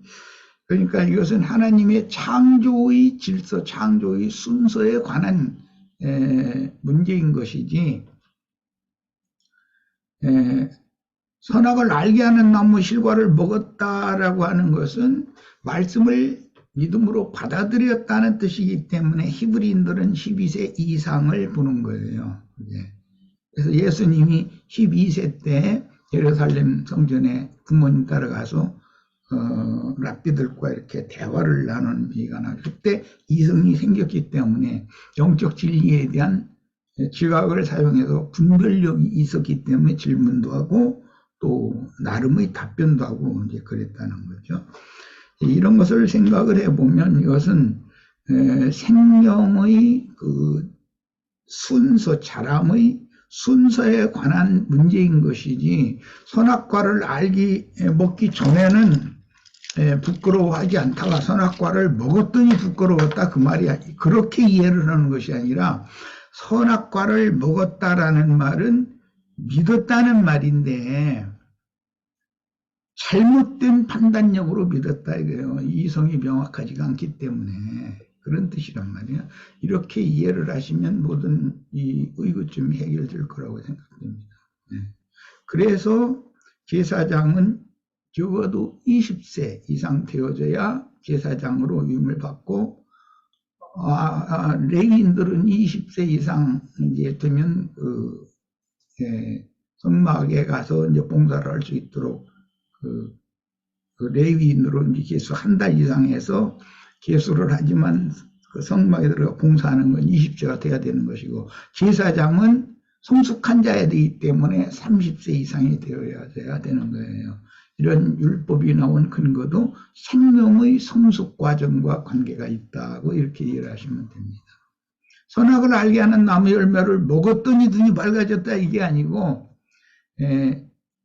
그 나이가 되어져야 이성을 통해서 말씀을 받아들인다는 뜻이에요. 그런데 잘못되게 말씀을 받아들였더니 그러니까 남을 정죄하고 판단하는 쪽으로 눈이 열린 거죠.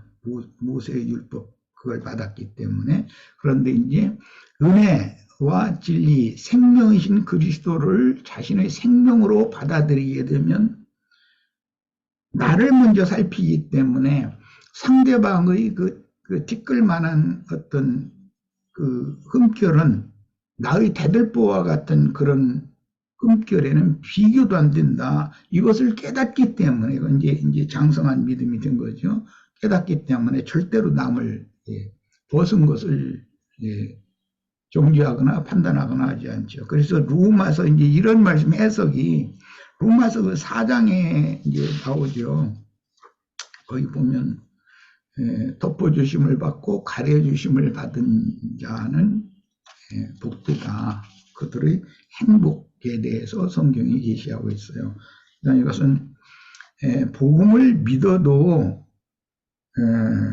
믿음으로 가려주심을 받고 믿음으로 덮어주심을 받는데 유대인들의 믿음은 남을 벗은 것을 이렇게 입었으면 벗겨가지고 이렇게 드러내고 또 이제 벗었다고 또 이제 손가락질하고 유대인의 믿음은 모세 율법을 받은 거니까 믿어도 그렇게 믿는 이야기고 복음을 이제 은혜와 진리로 믿으면 은혜가 그 사람을 왕으로 따고 은혜가 다스리게 되면 남의 흠결이나 허물은 덮어주게 되어 있는 것이죠. 그것은 생명의 성숙과 관계가 있습니다. 네. 이 부분의 말씀에 보면 창세기 2장 25절은 24절에 보면 그러므로 남자와 여자를 떠나 그의 아내와 합하여 둘이 한 몸을 이룰지로다. 아담과 그의 아내 두 사람이 이제 아내가 되었어요. 두 사람이 벌거벗었으나 부끄러워하지 아니하니라 이렇게 말씀을 하고 있어요. 그러니까 이게 지금 어린아이 때의 어떤 부끄러움을 모르는 것과 그런 거를 말하는 거냐 아니면 이제 실질적으로 아직 그 선악을 알게 하는 나무나 생명나무를 먹을 만한 수준이 되지 않은 상태이고 그게 무죄 상태라고 그래요. 그러니까 최초의 사람은 그 무죄 상태였었어요. 그리고 이제 그 3장 7절도 그냥 나오는 것이 아니라 그 6절에 보면 자기와 함께 있는 남편에게도 주매 그도 먹은지라 이에 그들의 눈이 밝아져 자기의 벗은 줄을 알고 무화과 나무 잎을 치마로 삼았더라 이렇게 말씀을 하고 있거든요. 그러니까 먹었다는 것이 믿었다는 말이라고. 신약 성경에 나를 먹어라, 나를 마셔라 그것은 믿어라 이 말이라는 거니까 믿었다는 말이에요. 그러니까 유대인들은 12세 이하일 때는 말씀을 줘도 그게 믿음으로 받아들일 그런 이성이 없기 때문에 사람 취급을 하지 않는다는 거예요. 그냥 그 부모가 책임을 진다니까. 그러니까 이게 이제 형제님은 우리의 어떤 그 신앙의 어떤 그런 걸로 적용을 하시는 부분인데 사실은 선악을 뱀의 미혹의 말에 따라서 이 선악을 먹음으로 인해 가지고 이 사건으로 인해서 이제 에덴 동산에서 쫓겨나는 어떤 그런 걸로 연결이 되지 않습니까? 그러면은 이것과 지금 이거는 실질적으로 구속사가 이루어지는 어떤 부분보다는 구속사가 이루어지는 것은 그 이후에 아담과 하와에게 이제 이게 그 가죽옷을 입혀주는 것에부터 이제 시작이 되는 걸로 이해를 가져야 되는 게 아닌가 싶은데. 이렇게 이해를 했는데 벌거벗은 사람이라는 것은 구속이 필요하지 않은 자연인 그냥 순수한 사람이다 이거예요. 무죄자니까 구속이 필요 없는 거예요. 사람에게 죄가 들어오려면 뭘 믿음으로 받아들여야 되거든. 그런데 선악을 알게 하는 나무실과를 받아들이면 그러면 죄인이 된단 말이에요. 그 다음부터는. 그거는 구속이 필요한 사람이요. 구속이 필요하다는 것은 율법 말씀을 받았기 때문에 나나 너나 벌거 벗은 상태가 서로가 보이기 때문에 비판하고 판단하고 그러는 거잖아. 그 사람은 반드시 예수 그리스도가 필요한 사람이다. 구속자가 와서 은혜로 구속을 할 필요가 있는 사람은 선악을 알게 하는 나무실과를 먹은 사람이고, 그 선악을 알게 하는 나무실과를 먹기 전의 사람은 구속이 불필요한 사람이야. 예수 그리스도가 필요하지 않은 사람이. 왜? 무죄 상태니까. 그 말이란 말이야.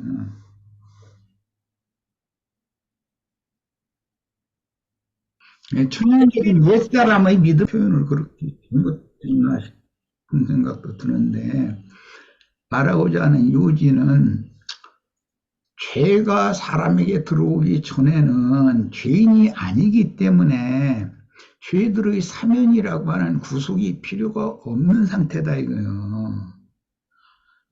왜? 죄라는 것을 드러내려면 율법이 주어져야 되는데 율법이 없으면 죄도 없는 거니까, 존재하는 법이 없으면 죄라는 것이 없잖아. 자, 그런 관점이다 이거예요. 벗었지만 상대방을 비아냥거리거나 상대방을 정죄하거나 서로가 할 필요가 없는 거예요. 그 볼 필요가 없으니까. 무죄 상태에서는 구속이 필요하지 않다. 즉, 그가 부끄러운 짓을 했다든지 뭐 생각이나 말이나 어떤 행동한 거에 대해서 개념이 없다 이거예요. 선악을 알게 하는 나무의 열매를 먹었다는 것은 하나님 말씀을 율법 말씀으로 먼저 받아들여야 된다 그런 말이에요. 모든 자연인 속에는, 믿기 전의 자연인 속에도 선악을 아는 지식이 들어있다 이거예요. 예. 그래서 이방인들에게도 마음에 새긴 율법이라는 것이 이미 있다는 거잖아. 믿기 전에도. 그것이 없으면 전도를 할 수가 없는 거예요. 그러니까 당연히 유죄자였을 때는 벗은 것이 안 보였어.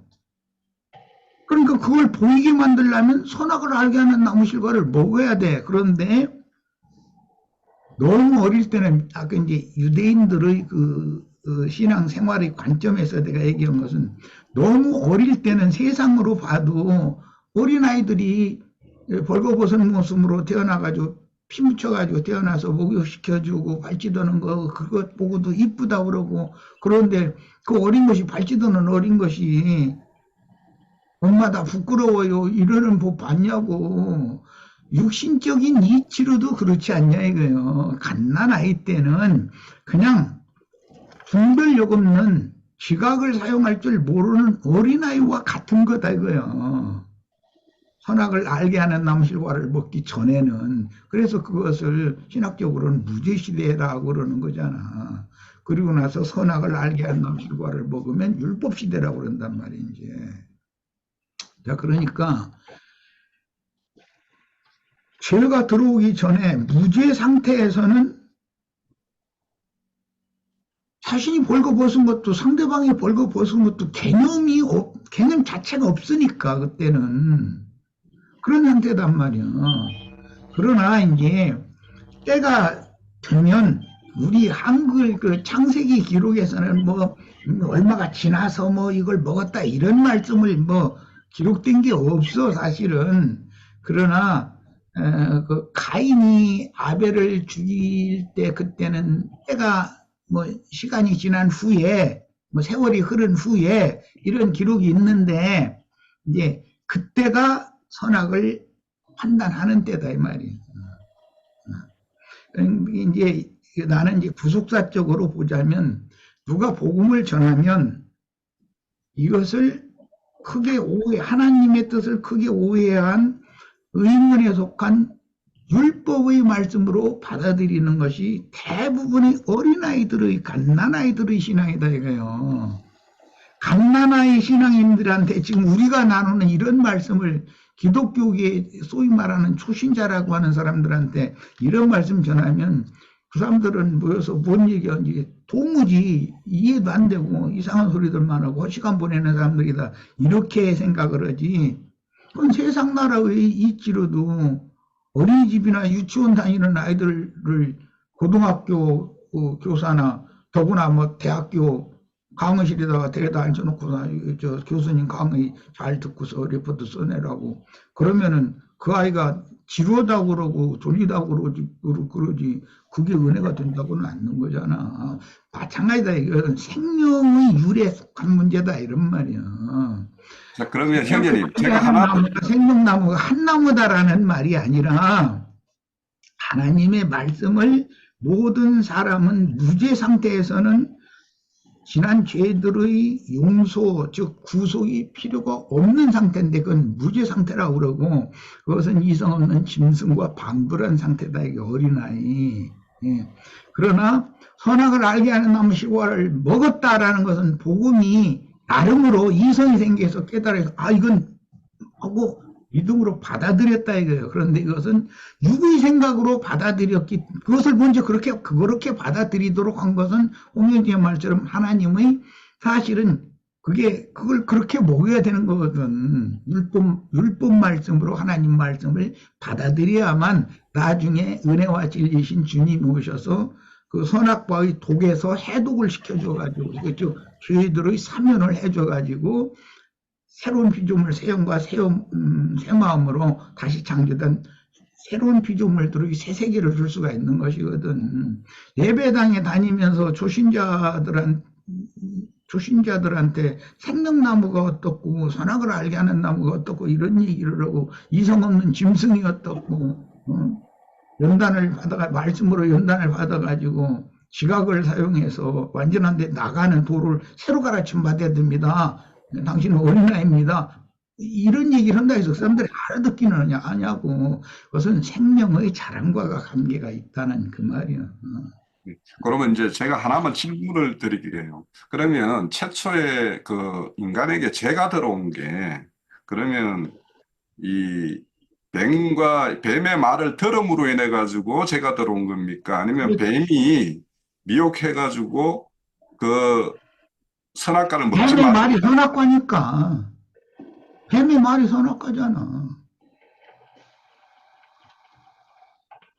뱀의 예, 말이 나 뱀이 인용하는 말이라는 게 선악과거든. 예, 근데 신약으로 적용해서 좀 말 좀 하고 싶은데요. 예수님의 말씀, 영과 생명의 말씀이고, 예, 그렇잖아. 주님이 오셨을 때 유대교 지도자들한테 하신 말씀이 있어요. 이 뱀들아, 독사의 새끼들아 했잖아요. 유대교가 에덴 동산이에요. 그런데 유대교 지도자들이 뱀들이고 독사의 새끼들아 그랬잖아요. 근데 이제 주님이 오셔서 그들을 구속하시고 나서 이제 주님의 복음을 이제 그때 전하게 되고 믿게 됐잖아요. 그러고 나서는 다 유대교를 떠나게 했잖아요. 그런 것은 그 에덴 동산에서 쫓겨나게 한 것이 주님이 구속을 이루시고 나서는 그저 가죽옷으로 입힌 것이 이렇게 우리에게는 오셔서 주님이 구속사를 이루신 것 같아요. 그래갖고 유대교 그 에덴 동산을 떠나게 했잖아요. 아담과 하와를. 그거는 지금 유대교가 존재하지 않잖아요. 지금 거기서 다 벗어나게 한 게 선악을 알게 하는 지식나무 열매를 거기서 계속 먹었던 거잖아요. 이제 그러면서 거기서 떠나서 이제는 참 우리들로 하여금 생명나무가 되신 예수 그리스도 그분을 믿음으로 말아 이제 구속사를 이루신 거 이것이 이제 신약으로 적용하자면 이렇게 되는 것 같아요. 그 만약에 그 뱀의 말에 미혹을 받아서 동산에 있는 두 나무 중에 선악을 알게 하는 나무를 먹은 것이 죄를 범한 그러니까 하나님의 먹지 말아라는 말을 듣지 죄가 않고 들어오는 문을 열어준 거지. 뱀의 말을 듣는다. 그러니까 뱀의 말을 먹고 결국에는 선악을 먹게 함으로 인해 가지고 죄가 들어온 것이냐 아니면 선악을 안 먹더라도 뱀의 말을 들었기 때문에 그 자체가 죄를 범하게 된 것인가? 이거를 좀 제가 알고 싶네. 하나님의 말씀을, 죄라는 것은 하나님의 말씀을 버렸다, 이제 그 말인데, 그것은 이제 나중에 그 선지자들이 너희가 내 말을 버리고, 나를 등지고, 이렇게 했다. 그것을 죄라고 그러는 거잖아. 예. 하나님의 말씀을 버리는 거, 하나님의 말씀을 떠나는 것을 죄라고 그러는 건데, 죄의 원인은 뱀의 말을 통해서 먹지 말라고 그 맛인 나무 실과를 먹은 거단 말이에요. 그게 이제 죄단 말이에요. 그럼 그렇게 죄가 드러나는 것은 하나님의 금령을 범했단 말이거든. 그래서 범죄라고 하는 거거든. 그러니까 그 하나님 자신의 말씀을, 하나님을 버린 것, 그 자체가 죄예요. 죄가 사람에게 들어왔다라는 것은 뱀의 미혹을 받아서 하나님의 말씀을 버린 거거든. 그게 이제 죄예요. 그래서 선악을 알게 하는 나무 실과를 먹으면 죄인이 된단 말이에요. 그것을 먹지 말라고 하셨으니까. 그러면 보기에도 좋고 먹기에도 좋은 나무 실과, 그것을 먹고 동산 중앙에 있는 나무 실과를 먹으려면 생명나무를 먹었으면 죄가 안 들어오는 거지, 사람에게. 그러면 구속이 필요가 없다, 이거 이제. 만약에 첫 아담이 선악을 알게 하는 나무 실과를 먹지 않고 생명나무를 먹고 생명수를 마셔버렸어. 그러면 성경이 길게 예수님 오실 필요도 없는 것이니까 길게 이렇게 써나갈 필요가 없는 거잖아. 그 점을 생각하면 간단해. 아까 허경재님 저기 하는 거 보니까 이제 제가 옆에서 듣기에는 나영재님께서 이렇게 할 말씀을 다 하신 것 같고, 근데 이제 그거를 저도 좀 뭐라고 하냐면 아까 나영재님께서 그 선악나무 열매를 먹는 거에 대해 설명을 할 때 좀 당황스러운 속에 당황스러운 거 비슷한 느낌이 들었어요. 제가 아는 거하고 너무 달라서. 그리고 아까 표현한 거하고 너무 달라서 그랬는데, 일단, 그런데 저는 이해가 되는 부분이 뭐냐면, 저도 그 부분을 인식하고 있었어요. 선악나무 열매를 먹기 전까지는 이게 정죄받고 이게 부끄러워해야 되는 게 아니라고 그러는 것들 옛날부터 알고는 있었는데, 정확하게 표현을 못 했었던 거죠. 그러면, 오늘 이렇게 이제 우리가 보던 관점하고, 제가 아까 표현했던 그런 표현들은 누구나 그거 이렇게 보면 다 그렇게 보이는 부분이고, 나영재님께서 말씀하신 부분은 우리가 이제까지 못 보던 관점이었다는 거잖아요. 그러면 이제 좀 시간을 가지고 한번 이렇게 생각을 해보시면 어떨까 이제 좀 제안을 드리고 싶고, 그 다음에 이 말씀을 들으면서 그래서 밤이 되고 아침이 되니 이 말씀을 제가 이제 질문하고 싶은 거예요. 그래서 선악나무 열매를 먼저 먹어야 되고 그 다음에 구속이 적용이 돼야 되는구나. 그래서 밤이 되고 아침이 되니 이렇게 말씀하신 거였나? 저는 이제 그게 제가 이렇게 잘 봤나 그거 여쭤보고 싶었어요. 예, 박영재님. 네, 저도 짧게 얘기하자면 세상 기독교계가 그 아담 때로부터의 원죄를 갖다가 자꾸만 주장해요. 그리고 신학에서도 원죄를 주장하는데 저는 그 원죄를 안 믿걸랑요. 보편타당하게 모든 사람들에게 다 모든 게 선악과, 즉 아담 때와 같은 선악과가 주어졌고 모든 인간은 그 선악과를 갖다 따먹는 그 과정이 있었다라고 저는 보여줘요. 그런데 그 대표적인 인물을 첫째 아담으로 설정을 해놨단 말이에요. 로마서에서 보면. 그러니까 원죄서를 같이 기도하는 사람은 선악과를 따먹었으니까 우리가 그 모든 저주를 받은 것이 아니냐라고 주장을 하지만 저는 그렇게 보지 않아요. 지금 나영재님께서 말씀하셨던 것처럼 갓난아기 때 죄를 깨닫지 못했을 때의 벌거벗은 상태와 그러고 난 이후에 이성이 생기고 사람이 그 청소년기를 거치면서 들어온 모든 세상적 지식과 모든 관념들이 형성이라고 그러지. 네, 자아 형성이 되면서 부끄러움을 알게 됐더라는 거예요. 그런데 부끄러움을 알게 된 이후에 많은 사람들이 자신의 허물을 덮으려고 하는 어떤 그런 추악한 본성이 있고, 그리고 떳떳하게 드러난 죄를 갖다가 이 죄가 예수님으로 말미암아 내가 이 모든 허물이 덮어지는구나 하고 깨달은 그리스도인들이 그걸 있더라는 믿은 거예요. 사람이 이제 그 사람 세 사람이 네네. 네? 네, 그러니까 우리 그 금기를 묻는 집에서 원죄라고 할 때 항상 나영자님께서는 그 원죄는 나는 원죄를 주장하는 게 아니다라고 말씀을 하셨어요. 그렇기 때문에 저는 요번에 아산에 있는 그 사람도 원죄를 얘기하길래 우리는 원죄 안 믿는다 딱 이래버렸어요. 그러니까 그런 부분이 있습니다. 예. 그러니까 옛사람의 그 율법 시대가 당연히 먼저 앞에 와야 돼요. 그래야 은혜를 갈망하게 돼요. 예.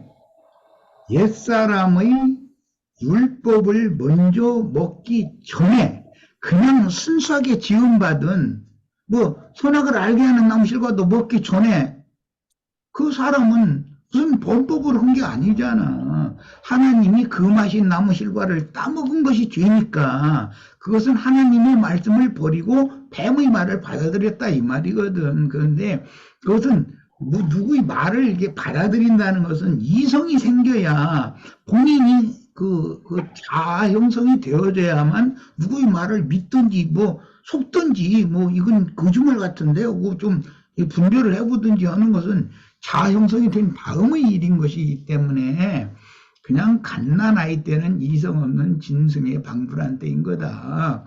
그때는 그냥 순수 시대라고 흔히 이제 뭐 신학적으로는 그렇게 말하고 무죄 시대라고 그렇게 말을 하는데 그 시대 사람에게는 구속이 필요가 없는 거예요. 자기가 죄인이 하나님의 말씀을 벌만 적이 없는데 무슨 용서가 뭐가 필요하겠어. 그러니까 하나님의 경륜 속에서는 순수한 사람이라도 이성이 생기면 즉 자아 형성이 되면 그 다음에 이제 유대인들은 걸 12세로 본다는 거예요. 그렇게 되면은 말씀을 가르쳐서 믿음의 말씀, 구원의 말씀을 줘야 되거든. 그런데 유대인들은 그 말씀을 하나님 말씀을 크게 오해해가지고 조문에 상관되는 율법 말씀으로 받아들였단 말이에요. 왜? 그들의 그 메시아는 모세라고 여겼기 때문에. 그러나 나중에 모세의 제자를 자처하는 자들에게 너희가 하나님의 능력도 하나님의 말씀도 모르기 때문에 크게 오해한 거다 해가면서 다시 교정을 해주는 게 예수님의 그 은혜가 임하는 거잖아. 그렇게 이해하면 돼요. 이것은 생명률에 관한 문제라는 거야. 그런 것이지 무슨 교리적으로 뭐 선악과를 먹었냐 안 먹었냐 뭐 벗은 것을 봤는데 부끄러우냐 안 부끄러우냐. 아니 선악과를 먹어야 선악을 아는 지식이 들어야 부끄러운 것도 알고 벗은 것도 알지. 내가 벌거숭이인 줄을 알아야 주님 앞에 덮임을 받는다, 가려주심을 받는다. 이 말은 그리스도의 은혜가 나를 덮어준다는 뜻인 건데 그리스도의 피가 나를 이렇게 감싸준다는 뜻이고 하나님의 생명이 나를 이렇게 감싸준다 그런 말인 건데 그 구속이라는 것은 율법 말씀이 먼저 들어야 되고 율법 말씀이 들어오기 전에는 그냥 순수한 사람들이 썼다라는 말이야. 그 단계가 여기 이제 형제님 말씀을 들으면서 그러면은 순수한 사람이었던 그때가 만약에 지속이 됐다면 그러면은 어떠한 현상이 있을까? 이것이 참 하나님의 지혜라고 생각이 되어지는 것이 그렇게 순수한 것이 계속되었다면 하나님의 속성이 드러날 수가 없어요.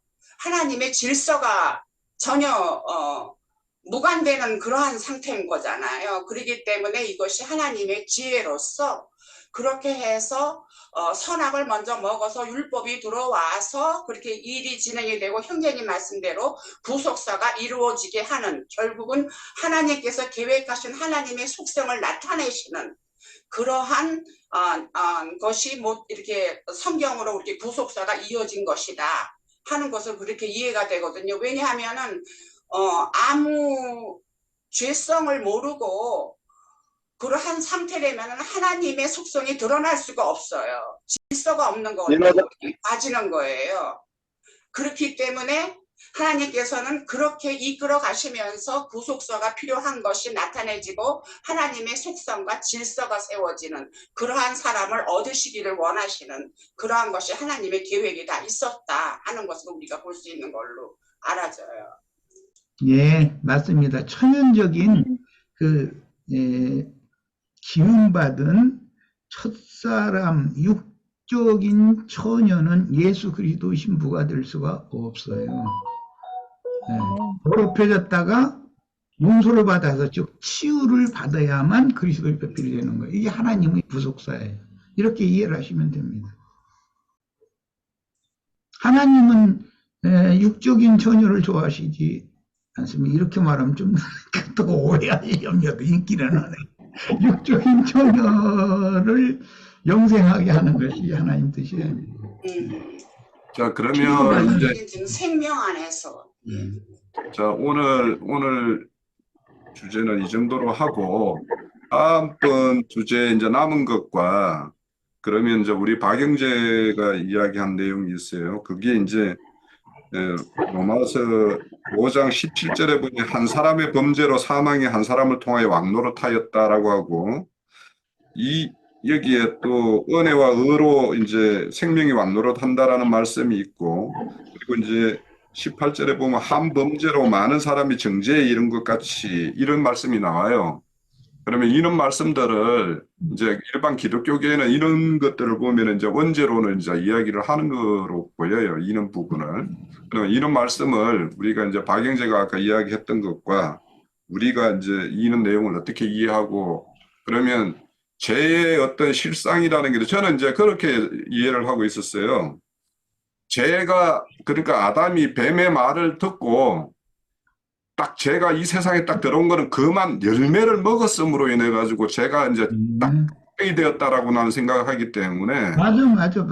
그래서 그거를 저는 형제님이 말씀은 그것을 우리의 어떤 구속사로 이렇게 볼 때 이제 우리가 먼저 율법의 말로 이렇게 말씀을 대치하고 그 다음에 그것을 통해서 우리가 죄인이라는 확정을 받고 이제 생명이신 그분 영의 말씀을 들음으로 인해 가지고 우리가 온전히 구속을 이루는 어떤 이런 거에 대해서 말씀을 하시는 거는 제가 다 이해를 해요. 그 형제님이 말씀하는 취지는 다 이해를 하는데 그러면 죄가 이 땅에 들어왔다라는 그 시점이 그러니까 하나님으로부터 생명이 딱 끊어지는 게 어느 때부터인가라는 시점이라는 것이 있어야 되고 그 시점이라는 것이 저는 이제 선악을 모욕으로 인해 가지고 눈이 밝아져서 이제 하나님처럼 되었던 그 상태가 저는 이제 죄인의 상태라고 보고 있었기 때문에 지금까지.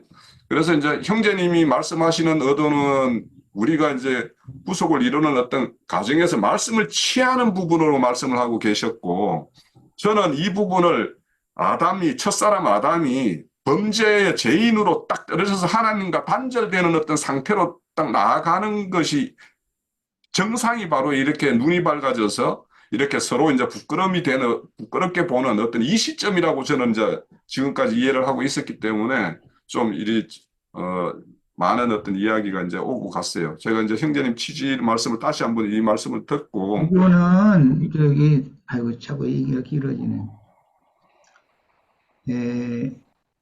금령에 남 하나님의 금한 것을, 하나님의 말씀을 버리고, 오히려 뱀의 말을 듣고 하나님의 금한 것을 취하면 그 자체가 죄인 것이고, 그 결과는 죽음이 오는데 죽음이라는 것은 하나님과 함께 살던 에덴 동산 밖으로 쫓겨나는 거예요. 그러면 하나님의 생명에서 이게 단절되는 것을 보여주는 것이거든. 그래서 바깥 어둠에 쫓겨난다 이런 얘기가 나오면 그것은 나와 상관이 없다 너는 이제 그런 뜻이 되는 거기 때문에 이 문제는 그렇게 이해를 하면 됩니다. 네. 죄가 들어오면 죄인과 하나님 함께 하실 수 없으니까 죄인을 쫓아내는 거잖아. 그럼 하나님과 분리돼 버리는 거니까 그건 죽음이지 이제.